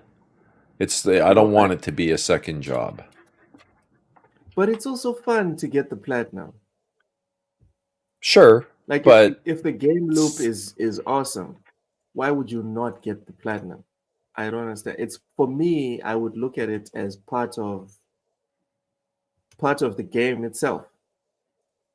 Getting the platinum. Yeah, I can see where you're coming from, but for me, it's not a priority. Put it that way. I'm not gonna like spend an extra 15 hours in a game just to get a platinum trophy. If I feel like I'm done with it, I'm done with it. I don't need to go find every single widget in order to claim that, right? The only game I did that consciously and went for the everything was Fallout 3. I think I got 1,500 out of 1,500 points that you could get on Xbox just because I liked that game so much. It was so fun. So I get it. Oh, I do get it. It's just the vast majority of games out there don't make me feel that way. Like I will not be getting the platinum on Stellar Blade as much as I'm having a good time playing it. I'm not going to go after every single trophy. I just won't. You're not having that much fun. You're having fun. I'm not having that much fun. Yeah. Like if there's a game that's as close as I could say to just that was perfect for me at the time, I guess it was Fallout 3. That would be the closest I would ever give to a 10 out of 10. I enjoyed that game so much. So Fallout 3 is like probably at the one of the time best games of all time. Yeah, at the time in my life, at that moment when I played it, I loved the heck out of that game. Would it still rank up there today? No, probably not. Right? It's just about timing when you're playing something. I thought it was just a great game. I played the hell out of that on my 360. For me, it was I'll say Mass Effect. Just the idea of like choosing, like having an effect in the game. Because prior to that, I'm just playing games. There's a narrative that I just follow and the story. But with Mass Effect, it's a little bit different, right? Because now you're a shepherd and now you're deciding people's second one actually, but now you're deciding people's fate and you're actually seeing the outcomes of that, and that just blew my mind. Like I actually felt more immersed in the game. So that's always in my top 10. Top 3. Did you get every single achievement? No, if I did not. You didn't really like it. Have you done that for any game, Ty? No, definitely not. That is wild. Like when I play games, I don't even think of achievements. I just think of, is this side story interesting? Cool. Okay, is the main story? I mean, do I like it? Can I finish it? Yeah, pretty much. I'm sure that there's a game out there that have 80%, 90%, but 100%, I don't think so. Unless it's a game like Smash Brothers, for example, like a multiplayer game where like you just play constantly, then you probably end up doing everything by accident. Happens. Yeah, like Tekken or something like that. Yeah, in Ghost of Tsushima, there was some achievement about like, is it collecting butterflies or something? Like you have to locate some. My friend told me he did it. I tried to platinum Ghost of Tsushima, and then there was a couple of things that I looked at, and I was like, I'm good. I'm all right. Yeah. See, that's me for just about every single game. I played like Hellblade. I think I ended up with 950 out of 1,000, and I missed one achievement. And I was like, "Well, that sucks," because I could have got that one had I known about it. But yeah, I don't care enough to go back and play it. It's just not a big deal. As for platinums, Vincent Vega, I have 0 platinums. Me too. This will be my first platinum if I actually do it. This will be my first. So, cool. The Sly Crow. Oh, did you platinum Assassin's Creed 1? I'm curious because that wasn't a easy platinum, if memory serves.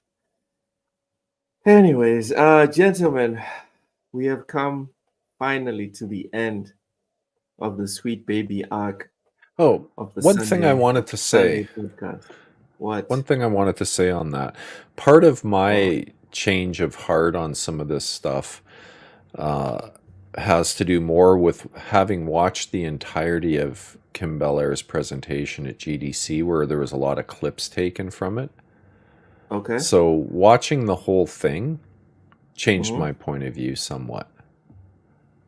So Send if me you that link, haven't please. seen the whole thing, I'll have to go look for it. But I watched it. It's probably a couple weeks ago now. I'll try and find it though, and I'll fire it over. I'll DM you with it. But that I think, I mean, you'll watch it just purely because hey, Kim's doing the presentation. We all know how you feel about her. So, but I like Kim Belair. yeah, I really yeah, like Kim Belair. Anyways, yeah. go ahead. Context of the whole thing changed my Mhm. mind a bit. So, but like I say, Okay. I'm very indifferent to a lot of the politics that people are doing. Like I say, everyone has the right to do and be the person they want to be and do the things they want to do and accomplish in life, and I'm fine with that. So. Yeah. Okay. So Assassin's Creed 1 was the first mind-blowing game for the Sly Crawl. Nice. Nice. Cool. You know what? That's a pretty good choice because I also still remember the first time I played Assassin's Creed, and that was a moment. Seeing the character parkour onto buildings, around buildings, on the side of buildings. That was like mind blown moment. So it's a pretty good choice. Vincent got the God of War 3 platinum.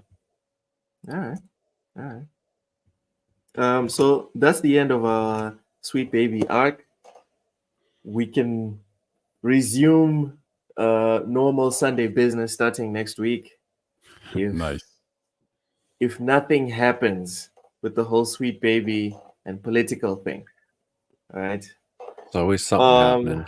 Just got to dig deep enough. Oh, man. Not to dig. I'm good. Unless Yeah. someone sends me something. Unless I Yeah. see that it's something that definitely we need to talk about. I think we won't see Then even Sweet Baby as much, but you will see directors writing things that you probably don't agree with or you think is a bit forced. I think it's always been there. It's not Sweet Baby is just a face. In fact, Sweet Baby, you could argue Sweet Baby just they knows where the trend was going and they just created a business to capture that market, even though the market already existed. These like I said, that interview with the Spider-Man director just blew my mind. There's no Sweet Baby involved in that. He's just saying it himself. They're like, no, I wanted to represent this character this way, and I don't care if the gamers didn't like it. It's my story. I do what the hell I want to do. And I think all these creatives, they all think like this, regardless of Sweet Baby. Yeah. So yeah, we're gonna see Well, more of it for sure. That's where voting with your wallet comes into play. Like, I won't be buying another Spider-Man game because I just did not enjoy Spider-Man 2 to the same level as I liked the first one. And dude, yeah. at least you played the game. You remember that section, like right at the beginning when they're recapping, when Miles is recapping what happened in Spider-Man 1. I couldn't get past that. Like I paused that section, that little, what is it? I don't even know how long that video is. I'm assuming it's 5 minutes. The first like 15, 20 seconds after you press new game and you start listening, I paused, I exited to the dashboard, and I uninstalled. Remind me, like, I'm trying to remember what in that would have made you decide to just do that. I think you've spoke about it before, though. Maybe don't remind me. The heavy sigh has me worried. The show needs to end. Okay. Yeah, This is like my yeah, Gears of War rant. We need to talk about this another week. But sure. this is like my Yeah, Gears of War rant. We're going to get into a whole nother thing, and we're going to be here until I don't know when. And I yeah. It's promised late for everyone it'll you. be just 3 hours. I promised everyone Sunday show is going to be just 3 hours. So we're 20 minutes over. All good. Yeah, I appreciate you. Sly Crow says he's going to rewind the show to watch. Enjoy. First off, Ty, plug your stuff. Tell people where they can find you, etc., etc. You guys can find me on Tire Talks on YouTube. Have a video that I'm currently working on that is going to be basically a Mass Effect kind of. It's going to be basically about where are the characters in Mass Effect and other races. You know, after Mass Effect 3, where do we find them? Where's Rachni? Where's Yasari? What are they up to? And just other possibilities about the multiple timelines that could happen. So if the Quarrens are around, how does that affect the games going forward? If the Quarrens aren't around, how does that affect the game going forward? You can find me on Twitter on X on Tire Talks as well. So now I want to know what resource you're using to come up with these possible scenarios. Is this just you sitting there spitballing? What? Just video game like knowledge of like the stories and the lore, but also like what are the so just imagination as well, right? So for example, I would say in Mass Effect 3, people generally think that if you side with the Geth, the Quarrens are destroyed, they're completely gone. I mean, some people say that. I would argue that yes, they might be wiped out, but we know around 3,000 Quarrens went to Andromeda, so technically the Quarrens are still in the universe, just not in the galaxy. But one thing that we also, some people might forget, is that the Quarrens have this it just, I lose my mind right now, it's where the pilgrimage, right? It's where Quarrens go off into the galaxy to just kind of venture out and gain skills. Then they come back to the fleet. So during the time of the battle between the Quarrens and the Geth, some Quarrens probably were not on that ship. So even if the Quarrens were wiped out, you probably still have a couple of thousands left in the galaxy. Now the question is that viable for them to be in the Mass Effect game? And the answer is probably yes. I think maybe a couple of thousand years ago, maybe hundreds of thousands years ago, the human race, there's only like 2,000 humans in the whole on the whole of planet Earth. So we know it can be done just from looking at our history as well. But also, if you think about it, like when you play a game like Mass Effect, how many Quarrens do you actually see in the game? How many do you actually kill? Does it reach the thousands? Probably not. So it's definitely viable. No. So it's just kind of these kind of analysis on if this happened, okay, what are the possible scenarios that we could what are the possible conclusions that we can come to? But yeah, it's gonna be a long video. I've kind of have like 2 paragraphs done already. Make a series or something. Make like 6 or 7 videos. Yeah, I think I'm gonna break it down into multiple videos, and I'm gonna merge it into like one big one. Yeah. Richie is standing up for the Batarians. Those guys, I'm gonna lump them and some others into a group answer. So with the Batarians, they will be in the game, but the question is, are they a significant force in the game? And the answer I would say is no. So for example, I would say Turians, for example, are quite interesting because if you choose destroy and everyone's destroyed, the Turians they're quite militaristic. And generally, when you have a power vacuum, the people with the most guns, the best guns, generally tend to lead. So the Turians have an opportunity to actually stamp their foot and say, hey, we are the ones who are going to be leading this new Milky Way galaxy. Because their Osiris are going to be, they're going to be down. So the Solarians and the human race is going to be a little bit down. I think Earth is actually quite interesting because if you think about it, the war happened on Earth, which means most humans have died. And you're going to have stranded Krogans, stranded Osiris, stranded Turians on Earth. So they will probably become Earthlings, right? So the population of the human race on Earth is probably going to be maybe 40%. And then the rest is going to be all these other aliens.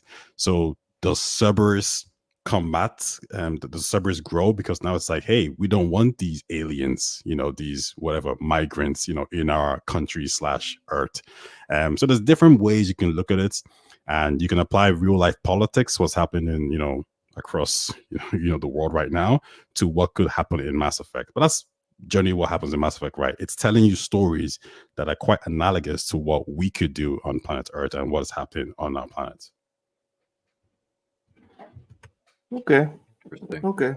So look up Tire Talks. Looks like some interesting videos to come. Mental, plug your stuff. At Mental9R on X, Mental9R on Xbox, PlayStation, Steam, Caffeine Entertainment, as you see below my name there, on YouTube. Working on a video that I hope to get out here shortly, just upgrading the internal drive on my Steam Deck. And yeah, that's about it. Working on a couple other ideas for more of a regular show that will actually be out weekly. And yeah, other than that, you can find me with the wonderful group at TSWS Gaming with Loke on Sundays and the gang on Fridays. Let's go. All right, let me do the outro so we can get up out of here. It's almost 1 a.m. my time. Our weekly schedule is as follows. Sundays is for Loke's Gaming Log. This is a podcast where I decompress from the week in gaming at 2100 hours Central African time. I try to make it 2 hours, but sometimes it's just a bit much. Mondays are for the crossover at 2:30 Eastern, where Ham Solo and K Mega discuss Xbox related stuff. Tuesdays, me and Ham Solo took it out in a quick-fire discussion centering on video game news on the lowdown at 5 p.m. Eastern. Wednesdays were off on TSWS Gaming, but Ham Solo does feature on Matt Likes Games channel for the two-player podcast at 4 p.m. Eastern on Matt Likes Games channel. Thursdays are headlined by Behind Them Sticks at 8 p.m. Eastern, where Ham Solo introduces people in and around gaming that you may or may not know to try and positively bring people together. Fridays is the big hangout with Coined as Bullsitting, featuring Cozy Beluga, Matt Likes Games, Ham Solo, myself, Mental 9R, and a guest or two to discuss the week's big gaming happenings and find out what Cozy Beluga will eat or drink live on stream at 4 p.m. Eastern. Thank you for tuning in to the Gaming Log. We hope you had as much fun watching as we did talking gaming. If you enjoyed the podcast, smash the like button. If you didn't enjoy the podcast, also smash the like button because the algorithm doesn't care. Also subscribe to our channel for more gaming content. Thank you so much for watching. We'll see you tomorrow.